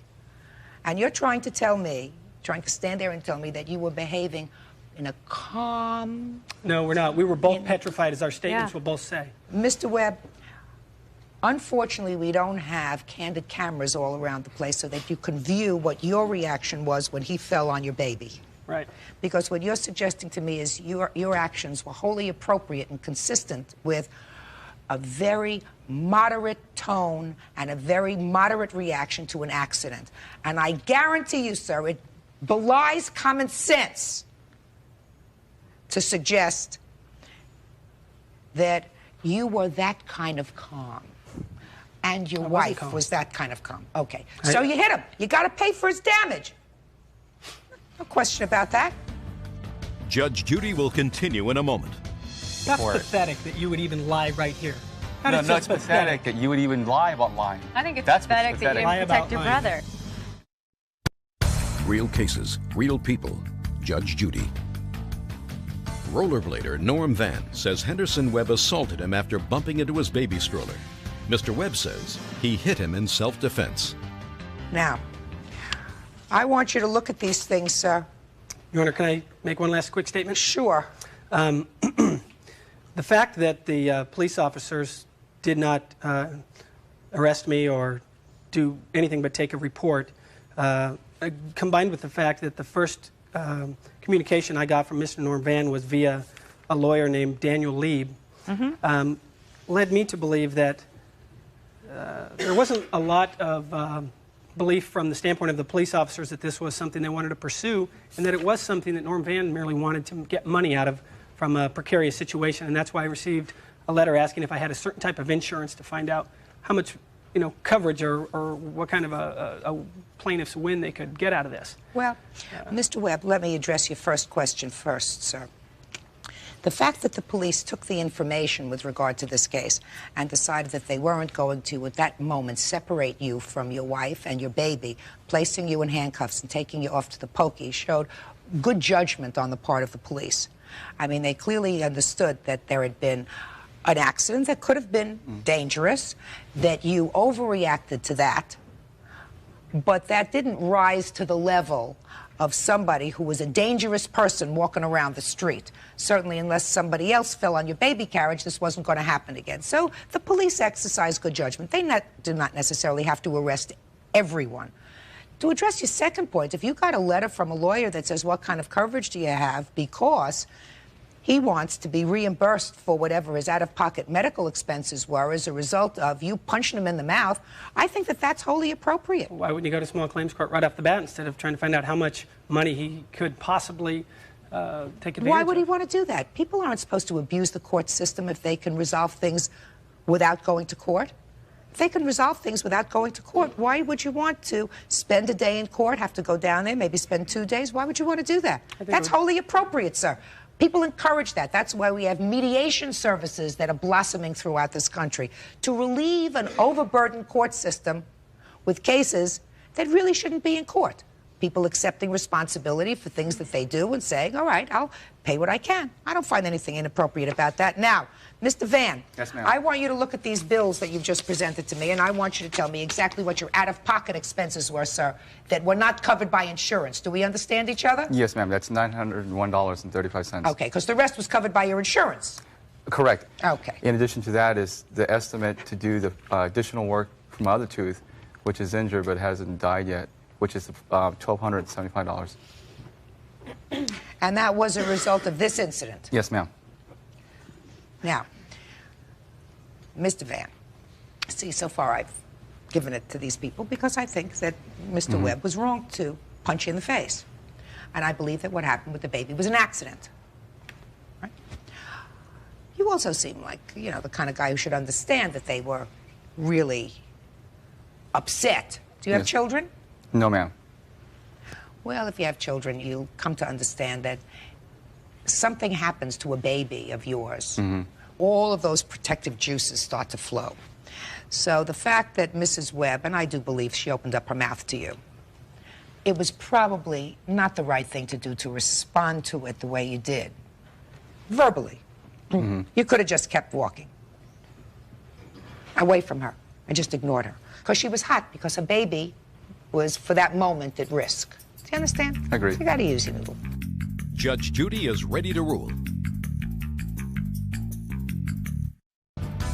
Mr. Webb, you behaved unreasonably because you hit him. You can walk around that every which way, but you behaved wrongly because we teach children from a very early age to use their words. You say that to toddlers. Use your words. Don't use your fists. Don't be physical. Use your words. And you didn't. You didn't because you got hot. And I understand why you got hot, but you got to pay for it. All right? Your total expenses come to about $2,200. That's correct. A little bit less, but it's about $2,200. And you're suing the defendant for $3,000. Yes, ma'am. I think you're entitled to that. Judgment is for the plaintiff in the amount of $3,000. That's Thank you, ma'am. Parties are excused. You may step out. Judge Judy will continue in a moment. Is on Sullivan versus Smith. Step forward, please. 19-year-old waitress Misty Sullivan is suing her ex-boyfriend Ron Smith for assaulting her during an argument. Order. All rise. Quiet in the courtroom, please. Your Honor, this is case number 333 on the calendar in the matter of Sullivan versus Smith. Parties have been sworn in, Judge. You may be seated. Have a seat, sir. Miss Sullivan, your complaint alleges that the defendant assaulted you. Yes. Over a year ago. Right. And you're suing him for the hospital bills. Right. So I want you to tell me where he assaulted you, how he assaulted you, and why you waited a year to bring this lawsuit. Ron and I had known each other about 5 months, or we were together for about 5 months. After 3 months, we moved in together. And probably about 2 months after that, Ron and I had an argument in our apartment, and he asked me to leave, and I told him to go to his friend Jesse's house and that I would be gone by the time he got back. It turned in just to an argument, and he picked me up and he threw me out the door into the railing. I walked down the stairs and to the Chevron station where I called the police and my dad. The police came and arrested Ron. Ron and I didn't speak for 2 weeks. After that, we got back together, and Ron agreed to help me pay the hospital bill. Okay, so you got back together again. And how long were you back together again? Off and on, probably 7 months. When you say off and on for 7 months, you mean you lived together? No. You didn't stay at his house? No. After that, my cousin and my grandmother, after I left the hospital, had to go to my apartment and move me out because my knee was sprained, and I had 8 stitches in my face and a slight head concussion. And I moved into my Aunt Anna's house at that time. So you never again stayed at his house? No. But you dated? Yes. And then what happened? It just didn't work out. He agreed to pay half of the hospital bill or help me out with the bills. And when we broke up, I had called him and asked him if he was still going to help me, and he told me, good luck. I'm moving in November to go to the wrestling camp. Okay. So that's when I decided to take him to court. You made an agreement with him, according to you, that you consented to for him to pay for half of the medical bills. Right, and he had agreed to it. Okay. And how much were the medical bills? It's $1,177 now in a collection. $1,177. Right. That's the whole bill. Yeah, in collection. The whole bill was $882. Well, it was $882, and then they built up interest on it. Right, which is on my name in collection. Why didn't you pay any part of the bill? Because I just hadn't done it, and then when I I know you hadn't done it, but my question is, why hadn't you done it? I had just figured that Ron put me in the hospital, then he should have to pay for it. Why should I have to go through that and pay for it, too? Well, I'm just asking you. I understand that. But what I'm questioning you about is, if you agreed with him that he would pay half the bill, why didn't you, since you were going to pay the other half, pay the other half instead of stiffing the hospital completely? I just didn't do it. Well, that's not very responsible. It's not. What kind of work do you do? I'm a waitress. Now, you're suing him for a lot more than half of $1,177. Right. Why? I'm suing him $1,200 for the 6 weeks of loss of work. Why? Because I missed work because of him. But you were seeing each other after this incident. I'll get to you in a sec. Yeah, we were. And even at the time when you separated 7 months later, according to you, You still said to him, what about the half of this hospital bill that you said you were going Right. to pay? And he didn't want to do it. Also, I still don't understand why now you're tacking on a whole lot of other things. I had changed my mind. I had decided, why should I have to pay for half of it when it wasn't even my fault? He put me in the hospital. He should pay for the whole thing. But you, according to you, had an oral contract with him to pay for half of the bill. Basically, yeah. Okay. Now, Mr. Smith, you want to tell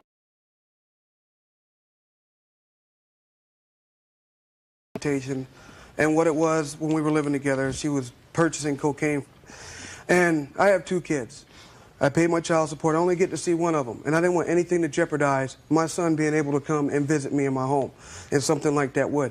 I asked her to leave. She refused to leave. I didn't pick her up and throw her out the door. She got hit with the door. She stuck her foot in the door. And then I put my hand on her to get her out the door and closed the door behind her. I did not physically pick her up and throw her out the door. I went through my anger management classes, and You pled guilty to the assault. I pled no contest. That's the same as guilty. Yes. I went through my anger management classes, and like she says, you know, I did agree to pay half of the hospital bill. I did. It was all fine and good until just a little while ago. What it is she calls me up, and when she does call me, she's drunk. And all she wants to do is make up. She's pledging undying love and affection. You know, she wants to be, she comes to my work drunk. She calls me up drunk, telling me that she loves me. She just wants to be with me. She's never loved anybody like me before, and blah, blah, blah whatsoever. And when I told her, no, I'm sorry, I'm moving, I'm going to Atlanta, she wanted to come to Atlanta with me. After the incident happened, she quit her job so she could move to Minnesota because she was going to be with her mother. It had nothing to do with me at all. That's why she missed that work. She quit her job. Okay. I did not make contact with her after the incident. She made contact with me. Tell me about this argument. The reason that you say that you pushed her out of the house was because of cocaine. Yes. Was she, according to you, selling cocaine? She was buying it. Judge Judy continues in a moment.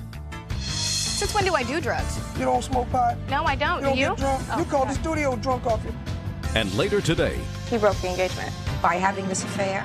No, he needed time alone. He needed to find himself. real cases, real people. Judge Judy. Misty Sullivan says her ex-boyfriend Ron Smith assaulted her during an argument and wants him to pay for her medical bills. Ron doesn't deny he injured Misty, but says they agreed he would pay only half of the bills. Tell me about this argument. I tell her, I don't want this in my home. I told her that when she got off the phone. We argued about it. I don't want this in my home. Like I said, my son comes over. So the next day, I go to work, and I come home, and she's on the phone with one of her ex-boyfriends that she's making this cocaine deal with. And I told her right then and there, don't do it in this house. I don't care if you go down to the payphone down the street. Don't do it in here. And that precipitated this argument? Yes, ma'am.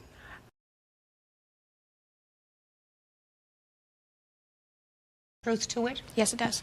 Good. So, that's what the argument to it? Yes, it does. Good.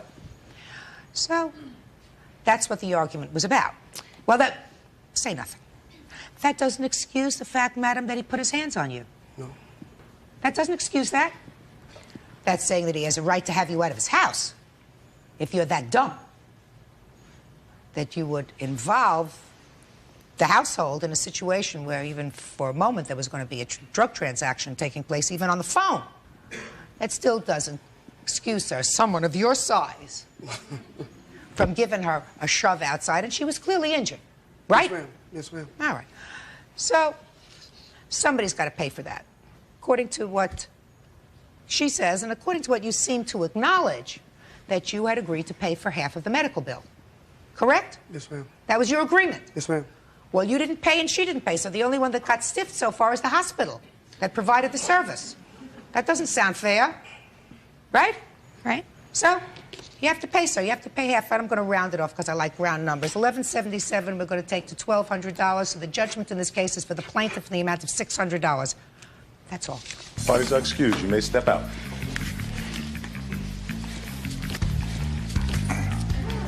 Let's back up to your right. I think the justice system is the best in the world. Thank you, Judge Judy. I'm sure she'll find something else to give me hell about before I leave. I got like another week or so. And now the next case.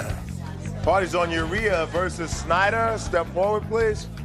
21-year-old Christy Urea says she and 24-year-old Christian Snyder were engaged to be married until she caught him cheating. She's suing for credit card bills and wedding expenses. How old are you? 24. Young looking. You're lucky. Thank you. But not smart. Because according to this complaint, you were engaged to the boss's daughter. That would be me. And you had a little tryst with somebody in the office. And then the engagement was over. And she says that you owe her money from all the things that she spent for the wedding and some other credit card bills. And you signed a note. And then she said you didn't pay. Is that what this is about? Yes, he stopped paying. He had been paying for a while. Okay, so that's pretty much what this is about. Was he working for your father at the time that you became engaged? Is that how you met him? No, it's not. Because this becomes important in this story later. He said he was coerced into signing this note. So who was he working for when you met him? He was working for an automotive shop somewhere down in Montclair. As a mechanic? Yes, I believe so, yeah. And how long did you know him before he came to work for your father? Probably a little over a year. Is that right? That's about right, yeah. And what kind of business does your father have? An automotive repair shop. So it was the same kind of business? Yes. And what were you doing for her father? Working as a mechanic? Yeah, and also helping run the office. Do you have any brothers? Yes, I have a brother. Does he work in the business? No. Do you have any other sisters? I have a sister, yes. Does she work in the business? No. So there you have a business that could grow into a business that's yours. Did that ever occur to you? Yeah.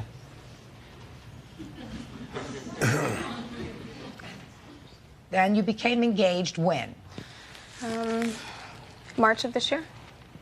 And you made certain preparations? Yes, we did. Like what? Well, we reserved the chapel to get married. I have wedding invitations that we had made up. I had a dress.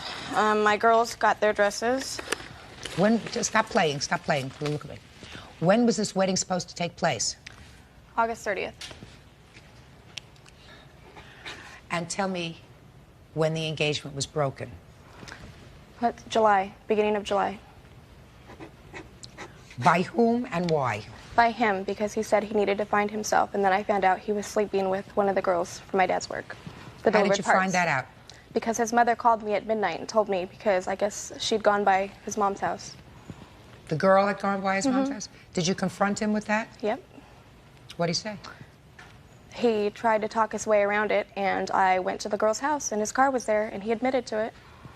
And then he tried to come back to me after that, and then he went back to her, and he played a game for a little while. Did you tell your father? Oh, yes. So you were willing to go through with this wedding, even though you found out that he was fooling around. So no. Because you said he broke the engagement. Yes, he broke the engagement. By having this affair? No, well, that's not, that's the reason why, but that's not the reason he gave me. What was the reason he gave you? He needed time alone. He needed to find himself. Judge Judy continues in a moment. Same girlfriend that you were meeting with while you were engaged to her? At the time, there was nothing going on, but... Just visiting? Real cases, real people. Judge Judy. Christy Urea called off her wedding when she discovered her fiancé, Christian Snyder, was cheating. She's suing for wedding expenses and credit card bills. Christian says he paid Christy's college tuition, making them even. So then you signed a note, right? Yes. It's right here. Well, show it to him because that'll make it easier. I don't have to show him the copy that I have. That's the note that you signed, sir? Yes. Well, tell me about that, because you say you were coerced into signing the note. I was told that if I signed it, it could be negotiated later, but I needed to sign it so I could get back to work, and I was afraid of losing my job. Okay, let's start. You were presented with this note. By whom? By her father. In the office? Yes. You signed it? Yes. I was afraid I'd lose my job if I didn't sign it, and I needed to pay child support. So, you had a choice of either signing the note or going to find another job, right? Yes, let's put it that way. Did you honestly believe, sir, that her father was going to keep you on the payroll after he found out that you were fooling around with somebody else in his business? He told me I could. I got a bridge I want to sell you. You're 24 years old, and you tell me that you have child support that you have to pay. Yes. How many children do you have? 1. How old? She's going to be 5. So you were a teenager when you had this child, right? Yes. Were you married to the child's mother? Yes. Is that your only marriage? Yes. So you signed this note for $3,000. Is that what it was? $3,200, yes. And according to you, you paid some of it. Yes. And she acknowledges that you paid some of it. I wrote him a receipt every time he made me a payment. Made you a payment, but money was also deducted from his check at work. Yes, and my father wrote him receipts. I have those. That's how they started, and I continued writing them. Let me see the receipts.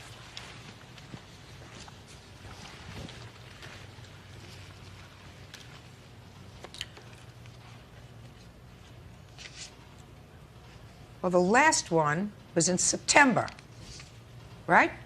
Mm-hmm. And there was a balance due of $2,294. That's correct. And you're still suing for $3,000. Yes. Explain that to me. I have a proposal I had done. He kicked holes in my wall and attempted to fix them. When? The last month that we were together, when he started acting really bizarre. Before or after you had him sign this note? Before. Forget it. What's next? The wedding invitations that I had to pay my mother back for.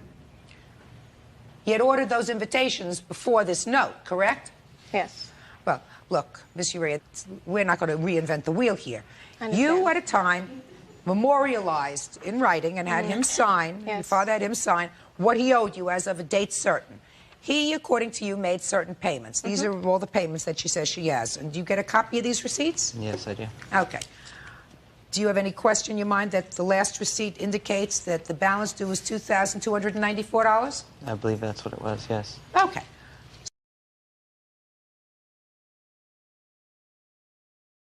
I don't have any of the stuff she wants me to pay for. I also paid for her school, which I was never reimbursed for. I figured we'd just make it even. Well, did you have an agreement with her to A pay? verbal agreement she was going to pay me back, yes. Well, explain that to me. I gave, because her father would pay for school and she got good grades. So in order to get started, she needed money to go to school, to pay for first semester, and then her father would pick it up from there. How much did you pay? I don't exactly know how much it was. Well, if you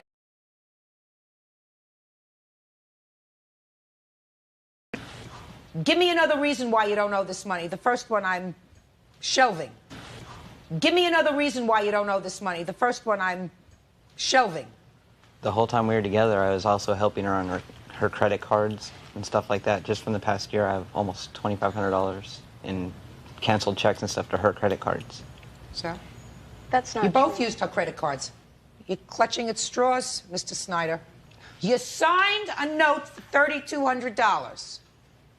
You're 24 years old. You've been married once, divorced once. You're the father of a child. That's the end of the story. If you had said to me that our father coerced you into signing this note because he took your left ankle and tied it around your right ear, right? And he was torturing you, that's against the law. Well, you don't know her father. I mean, he has called me threatening me that he's going to come take it from me and stuff like that. You mean when you didn't pay? Yeah. Well, that's a different story. When you didn't pay, I'm talking about when you signed the note. And according to you, you felt coerced into signing this note because you were afraid to lose your job. Not only that, her father is extremely intimidating. What do you mean is extremely intimidating, sir? He just is. He's very Like me? hot-tempered. Huh? No, actually, he's more intimidating than you are. Judge Judy continues in a moment. Listen, you signed the note, you have an obligation to pay it. It's as simple as that. Not smart to fool around like that, Mr. Snyder. You living with anybody now, sir? Yes. Who? My girlfriend? Same girlfriend that you were... Yes. meeting with while you were engaged to her? At the time, there was nothing going on, but... Just visiting? All right, what's the bottom line here? Judgment is for the plaintiff in the amount of $2,294. Thank you, that's all. Thank you. Parties are excused. You may step out. Judge Judy continues in a moment. And Schnabel versus Timmons. Step forward, please. 59-year-old insurance broker Phil Schnabel says Steve Timmons broke his car windshield and bent his antenna in a fight over Phil's missing daughter. All rise.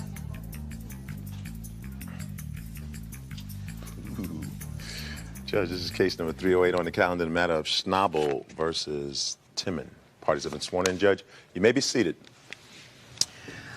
Mr. Schnabel, this lawsuit really has its genesis in a problem with your daughter. Is that right? That's correct. From what I gather from these papers, and I try to sift through them because they were kind of difficult to follow, your daughter was in a relationship with a defendant. That's correct, Your Honor. Something happened, which you're going to tell me about, and you claim that he damaged your car. That's correct. Why don't you tell me how that came about, sir? Your Honor, it was the evening of June 27th of this year, and I was at home.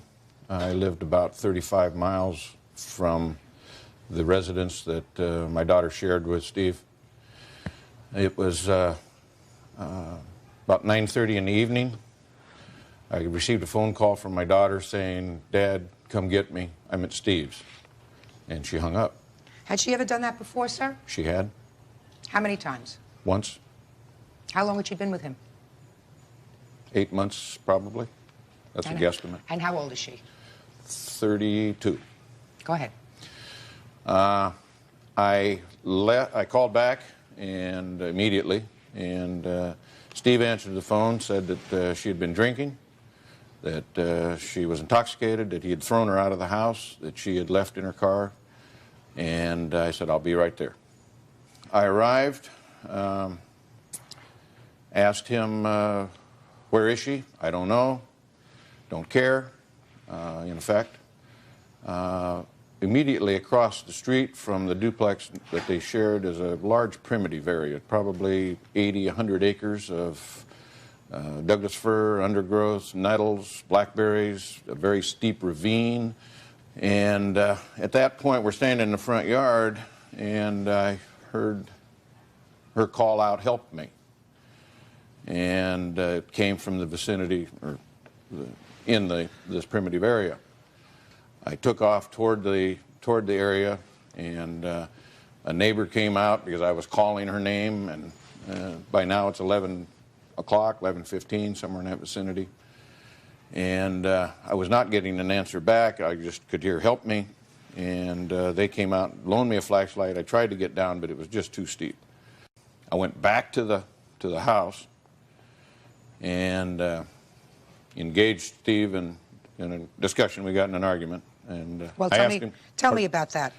Well, I asked him, I said, "Why didn't you keep her here? If she was intoxicated, why didn't you keep her here?" And he says, "Well, I couldn't control her, and I threw her out. She got in her car. She went down, missed the corner, ran into a neighbor's yard, blew a tire, took out a bunch of their cyclone fence, backed the car out, managed to get it back into the driveway, and then he threw her out again." And with that, obviously, she took off. I said, "You're part of the problem." And with that, he said,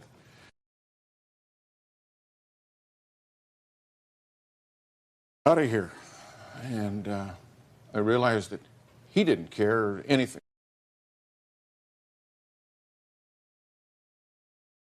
Missed, and he jumped back, and we stood there looking at one another, and finally, for my daughter. And I hit him in the stomach and tried to hit him in the jaw, and for my daughter. And I hit him in the stomach and tried to hit him in the jaw. And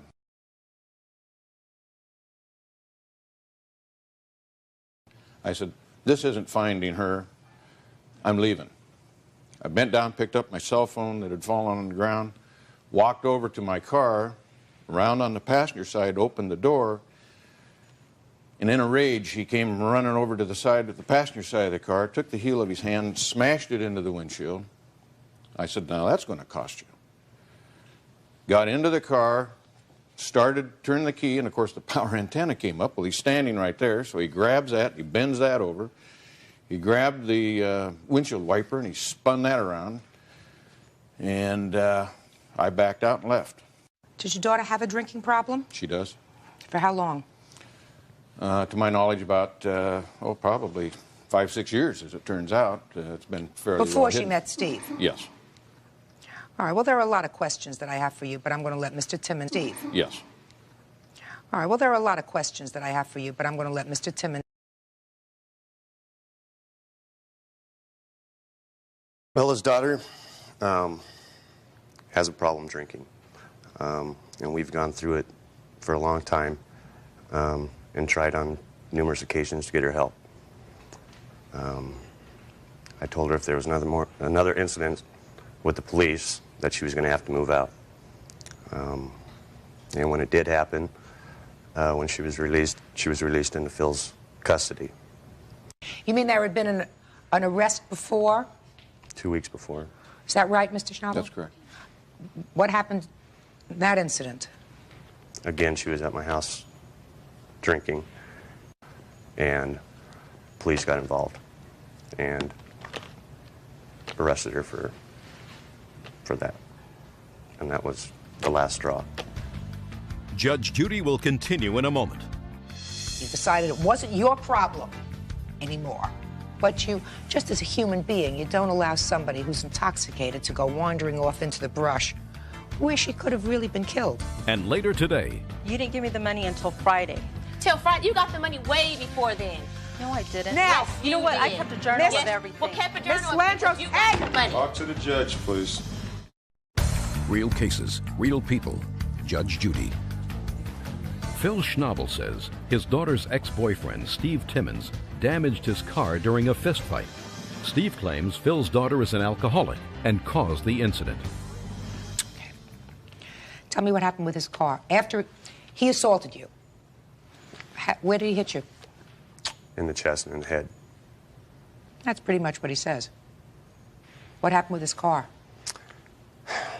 I told him after he did that I was going to call the police, and he needed to leave my property. So we walked to his car. He was screaming and yelling. I was screaming and yelling. I hopped in his car, started it up, started revving the engine up, and just sitting there. As I approached his car and told him that he needed to leave and that I was going to call the police, he put it in gear. I pushed up against his car. I don't know why, but didn't know if he was coming after me or my car or what the deal was. He put it in gear. So the bottom line is, on that evening, gentlemen,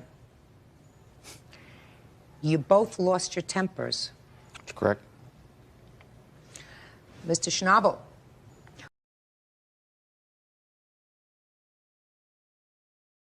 that you physically put your hands on the defendant first. I did. That you physically put your hands on the defendant first. I did. Out of anger. I did. And yet you're complaining that he, according to you, put his hands on your car out of anger, right? After I'd indicated that I was leaving. What difference does it make? Okay. I mean, you expect a certain amount of compassion as a result of your being very upset. You assaulted him because you were upset that he hadn't taken better care of your daughter, right? That's correct. He didn't sue you for assault. There was some pushing prior to that, so... No, there wasn't pushing. That's correct. You know, even according to your complaint, there wasn't incidental pushing. You lost your temper. While I'm sympathetic because you clearly have a situation in your family that's tragic, but Mr. Schnabel, I'm unsympathetic, sir, with your lawsuit against the defendant. Unsympathetic for whatever damage he caused to your car, because you expect him to understand your frustration, which resulted in you really assaulting him. I mean, you told me in your papers. You punched him in the stomach, you said you hit him in the head, and yet even if he got so angry because he was assaulted that he smashed the windshield of your car, which was in movement, clearly, No, Your Honor. I'm sorry. It was just sitting there? You were sitting in the car? I wasn't even in the car yet when he smashed the windshield. You mean you assaulted him and then he went and hit your car? That's correct. Instead of hitting you, he hit your car. It wasn't because he didn't try, Your Honor. But you hit him first, That's Mr. correct. Schnabel. I did. All I can tell you, sir, is this. Anger is a much easier emotion for people to live with than sorrow or frustration.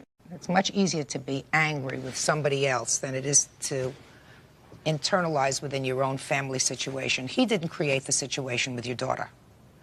According to you, it's been going on for a long time, even before she met him. So it's not his fault. I mean, if it were his fault, they would have been together for years and he would have been an enabler with her. But I don't get that sense. I get the sense you've been having difficulty with her for a long time. He got frustrated, finally. Mr. Timmon, what you did wasn't the right thing. You understand that, sir? I do. There are certain things that you can do to be protective just as a human being. I understand that you were frustrated. I understand that she had a problem. You had a short-term relationship. You decided it wasn't your problem anymore, right? And you wanted clear of it. But you, just as a human being, you really been killed. You would have felt terrible. It's a very unfortunate situation. Really been killed. You would have felt terrible. It's a very unfortunate situation. But Mr. Schnabel, the defendant understood that. I have no countersuit here for assault. He certainly didn't press charges against you for assault, which he could have. The damage to your car was $400. That's what the punch is going to cost you, sir. This case is dismissed. That's all. Parties are excused. You may step out. Back to your right, please. And now the next case. Parties on Landeros versus James. Step forward, please. 24-year-old Marlo Landeros says her former friend, 23-year-old Latasha James, owes her $240 for a cell phone bill. Miss Landeros, you claim that the defendant owes you $240 for a cell phone bill. Yes, ma'am.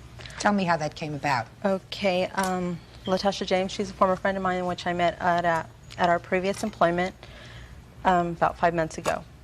And sometime in August, she purchased a cellular phone. I told her that if she knew somebody with the phone, that she could get it connected so it would be cheaper. In a conversation she had one time, she said that the sales rep at the phone company had told her that if she knew somebody with the phone, that she could get it connected so it would be cheaper for her. We took it. She had the phone. She had bought the phone. Yes, she purchased the phone. She gave me her phone to take to my phone company and to activate it under our account so she wouldn't have to prepay for her minutes. In other words, when the bill came in, I would tell her how much it was. It would be cheaper for her. And that's why I was doing this favor for her. And when I did it, I let her know. I said, I'm on a 1-year contract. I said, they're probably going to put you on a contract also. She gave me $55 just in case if they did require anything. Judge Judy will continue in a moment. The reason that you asked her to co-sign for you is that you wouldn't have to prepay. Correct. Of course I'm correct. Real cases, real people. Judge Judy. Marlo Landeros is suing Latasha James because she didn't pay for a $240 cell phone bill. Latasha claims she owes much less. Okay, so you went. Yes. And you activated her phone. That's correct. And how much did it cost you? I was required to put down a $50 fee for activation fee. And she had given you $55. Yes. So you I had returned the $5 to her. She returned the $5. Yes, she did. Okay. When I went to return the phone to her house that night, I went in and it was a pink paper. And I said, "Here's your phone number." I said, I said, So she had a phone number and she had her phone. Yes, and it was working. Okay. Correct? Correct. Good. The next time I called her was when the first bill was due, and I called where we used to work. She wasn't there. It was a Friday, and I called her on a Friday because we used to get paid every Friday. So you called her and you said, bill due? Yes. Okay. How much was the bill? Her $42. Okay. Did she give you the $42? Yes, she did. She paid me after the due date. Yes. Okay. Arrived early, so I wanted to notify her early because that bill came to $192. When was the next bill that came in? Okay, the next bill came in 2 weeks later because the bill arrived early. So I wanted to notify her early because that bill came to $192.27. Did she pay you the $192.27? No, she has not paid me the $192.27. Where do we get to $240? $240 is the 1-year contract that I made, and I did tell her of. And I cut off her phone. You cut off the phone, but so it's there for was... the remaining 10 months. How much a month? $24 a month. Well, it's $24 a month, but what about the $192.27? She hasn't paid me that. She has promised to pay me, but she has not paid me. How much do you owe the phone company right now on her behalf? $614.20. Did you say that you were planning to pay the bills? Okay, Your Honor, to clarify the whole bill situation. When I got the phone with her, I did give her $55. She did connect my phone for me. She brought my phone to me. She brought me my $5, okay? 2 weeks later, she calls me. I go, how much is the bill? She told me how much it was. When I got the money a couple of days later, she called. What do you mean when you got the money? I had to get the money together because I got the message kind of late and I had to pay child care. So I got the money from a family member. 2 weeks later, she calls me again. She goes, the phone bill came in, you owe me $192. And I'm like, okay. I go, I want to see this bill. She goes, okay, you can see the bill. So I'm thinking she's going to bring me the bill the next couple of days, drop it off to me. Why didn't you go pick it up? I don't know where she lives at. Why does she have to come to you to show you your bill for your phone? Well, I could have got it, but the time I get off work, it's really late at night time. I get off at around almost 9 o'clock at night. So? Well, I could have did that. You didn't, so you owe her this $192.27. And I don't have a discrepancy with owing her the $192. The discrepancy is the $240. I never received a contract. I never seen a contract. My contract was not a year. Mine was as I paid. I prepaid it. That's how mine was. You weren't prepaying, madam. The reason that you asked her to co-sign for you is that you wouldn't have to prepay. Correct. Of course I'm correct. Right now, it seems to me that you asked this lady, who was really a stranger, to do you a favor, to put your phone on her bill. Correct. And if you think that I'm going to allow her to be out one dime... I'm not saying that she's allowed to be out one dime. I owe her $192. No, she's going to be billed on her phone for a year's contract for you. A year's contract that I did not tell her to cancel. She brought me the bill the day it was due. If she would have brought me my bill before then, not the day it was due, and then called me the next day and asked me for money, and my phone is disconnected, I'm only going to pay what I owe. And all I owe her is $192, not $240. I did not tell her to cancel the service. Miss James, she canceled the service because she was having a lot of aggravation with you. She didn't have any aggravation with me. She called me on the phone. I could see that she was having a lot of aggravation because first you tell her the first bill that's a small bill, you tell her... There was never a bill. I asked her for the bills before then. I never seen any bills. The first time she called and told you what your bill was for $42, you gave her a story that you didn't have the money right away. You just told that to me. You said you had to get it because you had some child care expenses. Correct, but I was not told that she called. Just a second. That is not her problem that you have child care expenses. I never said it was her problem. That's why I made sure she got her money the very next day. That's not the discrepancy here. No, you didn't give her the money the very next day. You didn't give her the $42 for the first bill the very next day. You know that, and I know that. It was the next day. She didn't get it the same day when I talked to her. You didn't give me the money until Friday. Till Friday? You got the money way before then. No, I didn't. Now, yes, you know what? I kept a journal of everything. Well, kept a journal Miss Landros, you got the money. Talk to the judge, please. Judge Judy is ready to rule. Miss Landros. Yes, ma'am. I don't believe that this lady is going to pay you the $192.27. I don't believe she's going to pay you that. Because I see that she thinks that she's right. She thinks that you do her a favor, you connect total stranger's bill up to your phone, then you got to keep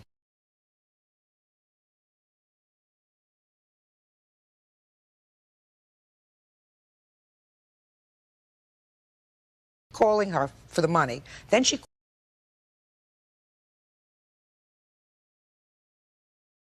and worked out the arrangements herself with you right there.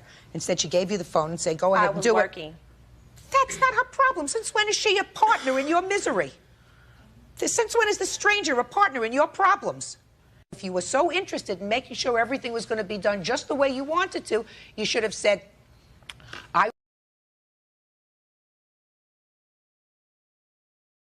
However, she's an appointment coordinator. 2 different schedules, lunch hours different. You always have an excuse for doing No, the wrong I'm not making thing. an excuse. You got an excuse for everything. There is no excuse. Everything. I owe her $100. Party's on Weidman versus Torres. Step forward, please. 43-year-old biker and part-time jewelry maker Charlie Weidman says he made a ring for his biker buddy Larry Torres and was never paid. Order. All rise.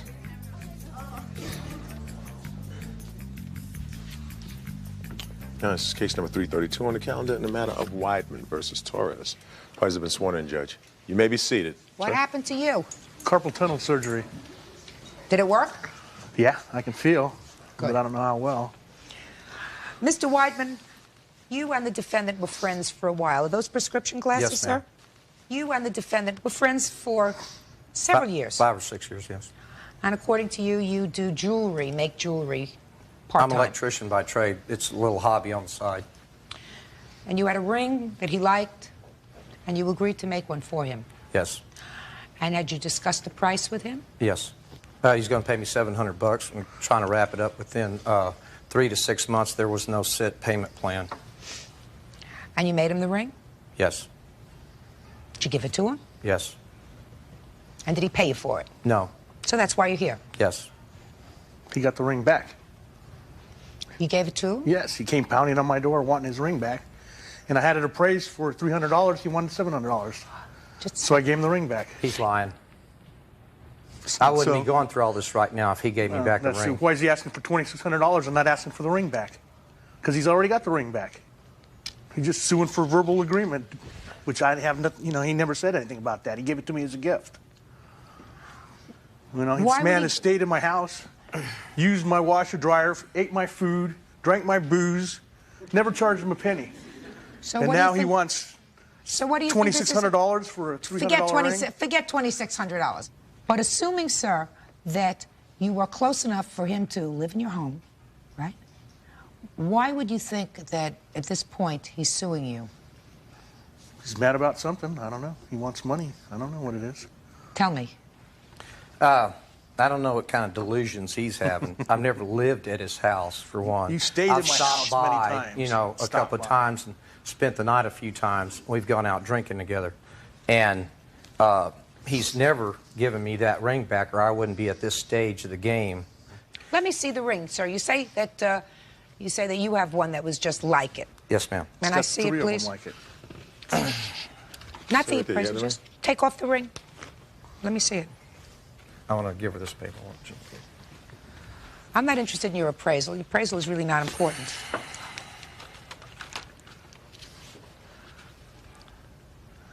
Well, that is a handsome piece. Is the one that you made for him similar? Exactly. Excuse me, can I say something? Yeah. He didn't make it for me. He had 3 of them, the same thing, that he already had. He didn't make anything for me. Okay. And then he gave it to me as a gift. Well, tell me how that came about, sir, according to you. Well, he comes over all the time, used to, and just sit around and have a few beers and drink and stuff. I've always admired the ring, and he said, here, you can have it. You must have had a fight about something. No.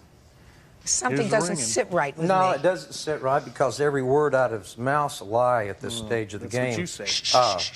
I knocked on his door, wanted the ring back.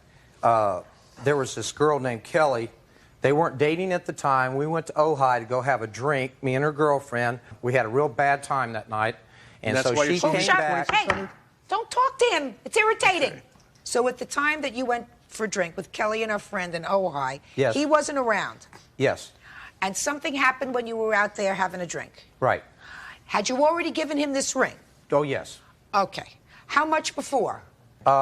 Approximately a month. Okay. So, approximately a month, you have a drink in Ojai with the girl he's dating and her friend. That's a little bit incorrect. He was not dating her at the time. She used me to start dating him, and then he decided in his own mind that, you took out somebody I wanted to see, and I'm going to keep the ring.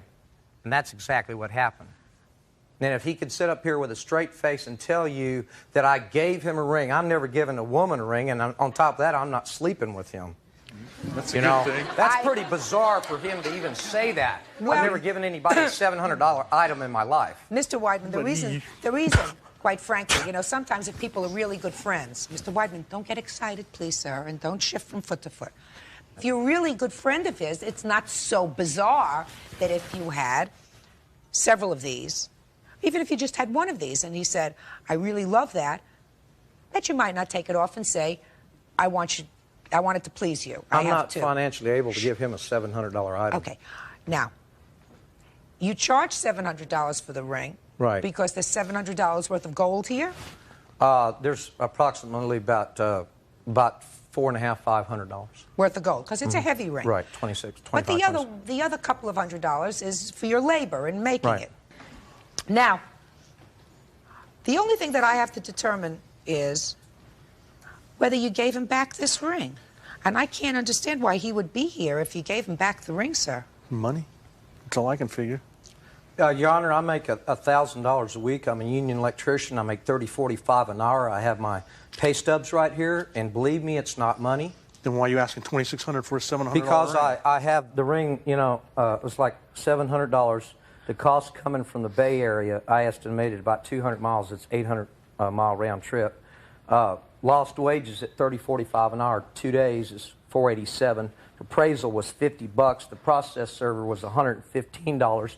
Mr. Bonner had to take off work today at 27 an hour. What's he doing here?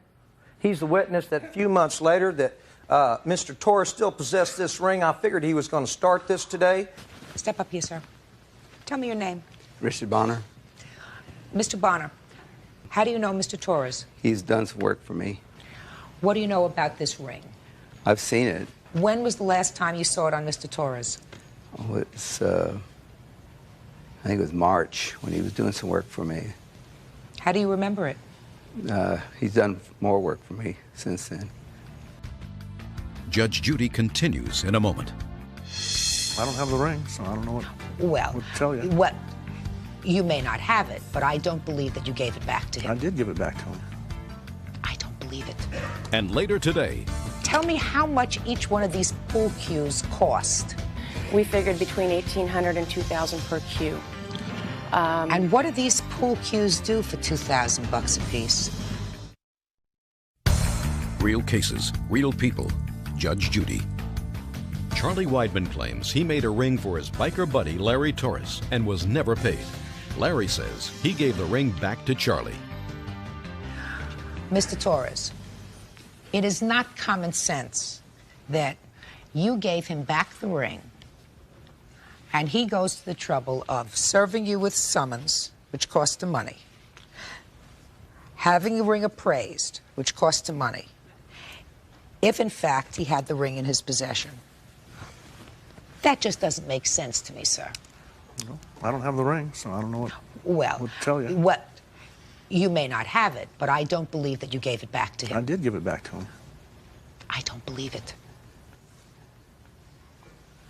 So I believe that you did not, in fact, return the ring to him. That doesn't mean that you still have it. I don't know what you did with it.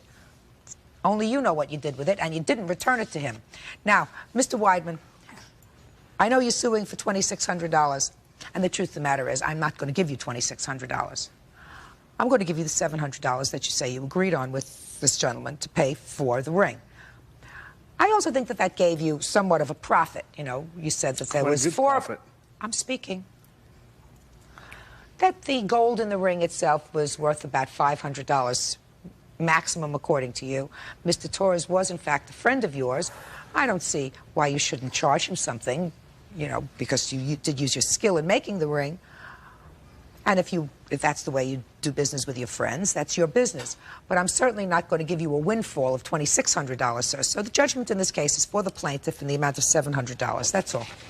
Parties are excused. You may step out.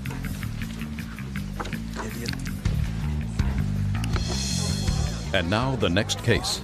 Parties on Blondio versus Paget. Step forward, please. Billiard supply owner Peggy Blondio says she gave 31-year-old Tim Paget $6,000 to make custom pool cues and is suing because he didn't finish the work.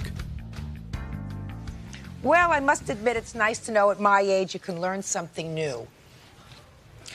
This case is about pool cues. Yes, Your Honor. And you, Miss Blondio, claim that the defendant breached a contract that you had made with him by failing to produce some custom-made pool cues for you within an appropriate period of time. You gave him $5,000 deposit? $6,000. $6,000 deposit. And he didn't deliver. Correct. So why don't you first tell me how much each one of these pool cues cost? We didn't have an exact price, Mr. Pageant and I, as far as what he was going to charge me. We figured between $1,800 and $2,000 per cue. And what do these pool cues do for $2,000 a piece? Well, they're like a piece of art, based on the person that makes the cue, the materials that are in it. These cues were to have ambonia burl, 14-karat gold, and a lot of ivory. And is this your business? Yes, I work for Beach Billiard Supply. I'm an owner, and I've done this for 11 years. When did you make this agreement with him? I gave Mr. Pageant a check on August 9th, 1996. The verbal contract went into agreement at that point. My store manager, Ken Harity, was the witness to that and was involved in deciding what the cues would be made out of and whatnot. Okay, and what was the promised delivery date? They were to be delivered in October of 1996. And they weren't? That's correct. And he still has your $6,000? That's correct. All right, Mr. Pageant. Now, I see that there's something over there that doesn't look like a telescope, so it must be one of these fancy pool cues. Is that what one of those pool cues looks like? I would really like to see a $2,000 pool cue. This is they're not finished. I stopped production in September. That was one of the anniversary cues, not complete. September of '97, you stopped yes, production. Your Honor. Bird, could you get that? You don't have to put it together. I could sort of take a look at it. No, this is two separate cues, Your Honor. This one here is a $10,000 pool stick. It's $10,000? Yes, Your Honor. It can't fit on your finger, does it? No, it can't. If it can't fit on your finger, it ain't worth 10 grand. Well, it certainly is lovely.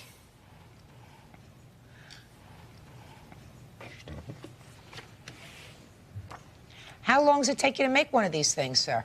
Average 3 months to a year, depending on the materials and... A year to make one? Yes, Your Honor. No, you can't. You got to be kidding me, sir. No, Because that's if you not charge, correct. shh, don't help. Because if that were true, then you only make $2,000 a year. No, Your Honor, a lot of the time is just sitting time. When you have a large amount of money invested in materials, as I do in these cues, they sit for 3, 4, 5, 6 months before I put the actual gold in, the ivory in. Why do they sit? Because cues warp. They warp, and then if I was to sell a cue for $2,000 and 3 months later the person comes back and says the cue's warped, I have to replace that cue. So it's got to sit and sort of ripen with age. Exactly, Your Honor. Judge Judy continues in a moment. Did you say, I'm having trouble with material, I told her I can't was- get the material, you can either wait or I'll give you your money back? Did you say that to her? No, the money was Right. spent. Real cases, real people. Judge Judy. Peggy Blondio is suing pool cue maker Tim Paget because he took her money and then broke their agreement by failing to make 10 custom pool cues. Now, you took her money in August of 1996. This is correct. And you stopped production in September of 1997. The agreed date was not in October. That's an impossibility.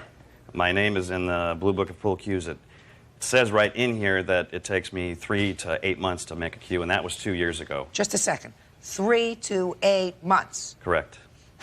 So August, September, October is not an outside, is not something that's out of fantasy, sir, because even according to you, 2 years ago, when you first entered into a contract with her in August of '96, you say that you could make a cue between 3 and 6 and 8 months. So August, September, and October. That's 3 months. That's a very plain cue, Your Honor. That's like a $400 to $500 cue. I did not tell her I would have them done in October of When 96. did you tell her you would have them done, according to you, sir? There was a BCA show in July of '97. I said I would try and have the first 3 done by then. So you're telling her that she has to wait a year for her cues? Originally, no.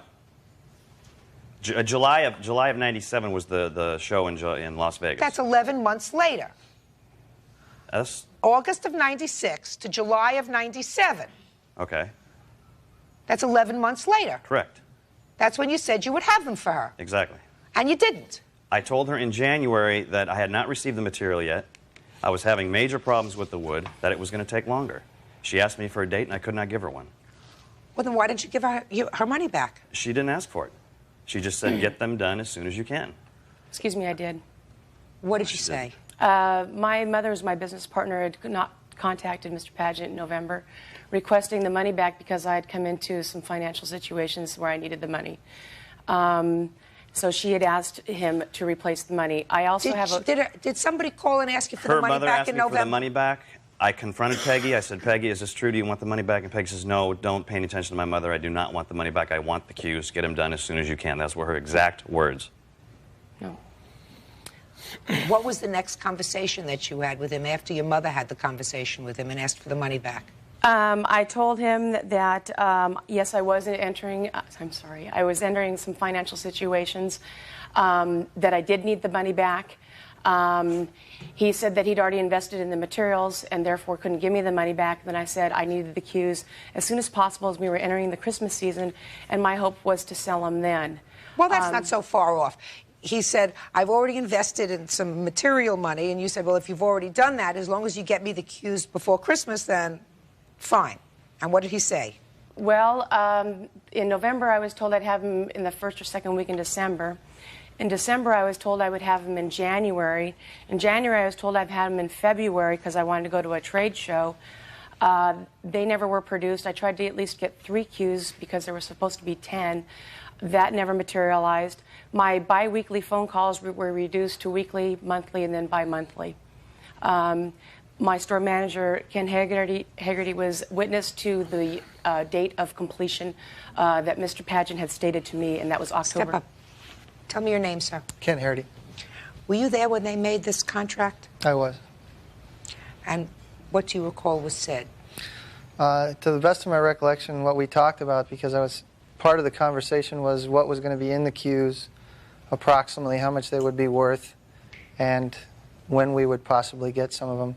Hopefully, we asked to have at least 1 cue because we planned on a whole advertisement around this particular anniversary cue, and we were hoping to get at least 1 to take a photograph of to put in magazines.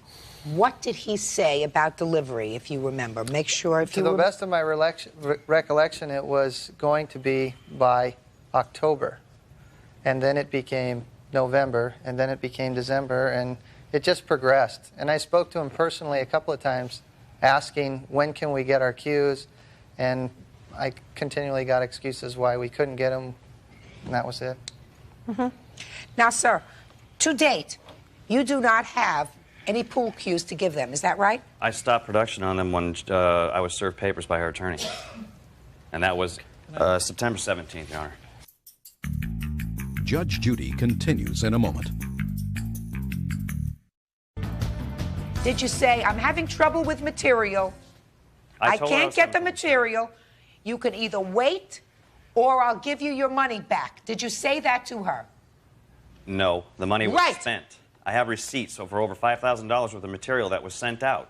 Just a minute, that's not her problem. You made an agreement with this lady to make pool cues for her within a reasonable period of time. According to you, that was, according to the book, 3 to 8 months. And 8 months after she gave you $6,000, she still had zippo. Nothing.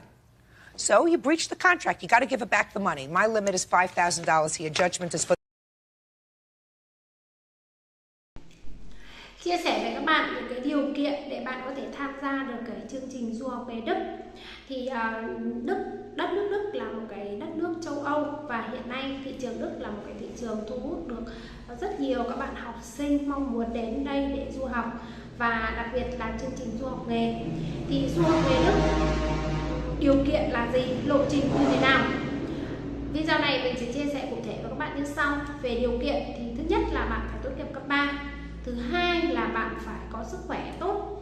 Thứ ba là bạn phải có khả năng học tiếng Đức. Bởi vì tiếng Đức là một tiếng nói, nếu nói dễ thì không dễ, nhưng mà nói khó quá cũng không phải khó. Tuy nhiên là để học được tiếng Đức thì bạn phải đầu tư thời gian rất là nhiều thì mới học được tiếng Đức. Nếu như bạn chỉ học sơ sơ, bạn không toàn thời gian dành cho tiếng Đức thì bạn rất là lâu mới đạt được cái trình độ tiếng Đức như mong muốn. Về lộ trình thì sẽ có 2 lộ trình, đó là lộ trình ở Việt Nam và lộ trình tại Đức. Lộ trình ở Việt Nam thì các bạn sẽ học tiếng từ A1 cho đến B1. Sau đó thì bạn sẽ hoàn thiện hồ sơ, và cái lộ trình thứ hai là lộ trình sang Đức. Lộ trình sang Đức thì bạn sẽ học ở bên sang bên Đức thì bạn sẽ học tiếng Đức này, tiếng Đức song song với quá trình học nghề. Tiếng Đức sau khi sang Đức thì bạn sẽ học trình độ B2 và bạn sẽ học tiếng Đức song song với quá trình học nghề. Sau 3 năm học nghề và học tiếng thì bạn sẽ ra trường và được cấp một cái bằng, bạn sẽ thi, đương nhiên là bạn phải tham gia kỳ thi tốt nghiệp thì bạn mới được tốt nghiệp rồi.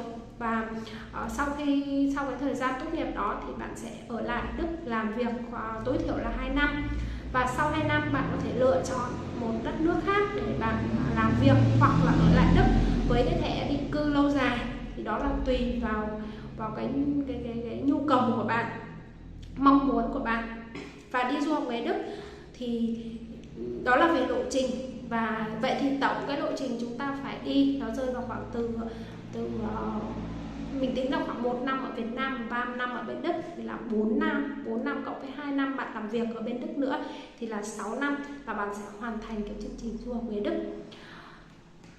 Một cái ưu điểm rất lớn của chương trình du học nghề Đức đó là các bạn sẽ không phải đóng học phí trong suốt cái quá trình các bạn học tập.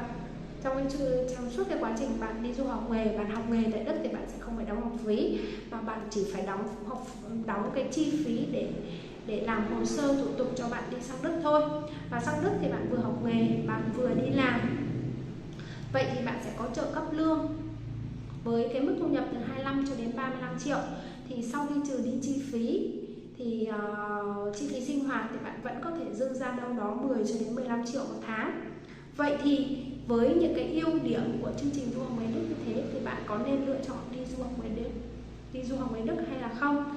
Thì nếu như bạn mong muốn quan tâm đến cái chương trình du học nghề Đức thì liên hệ với mình bạn nhé.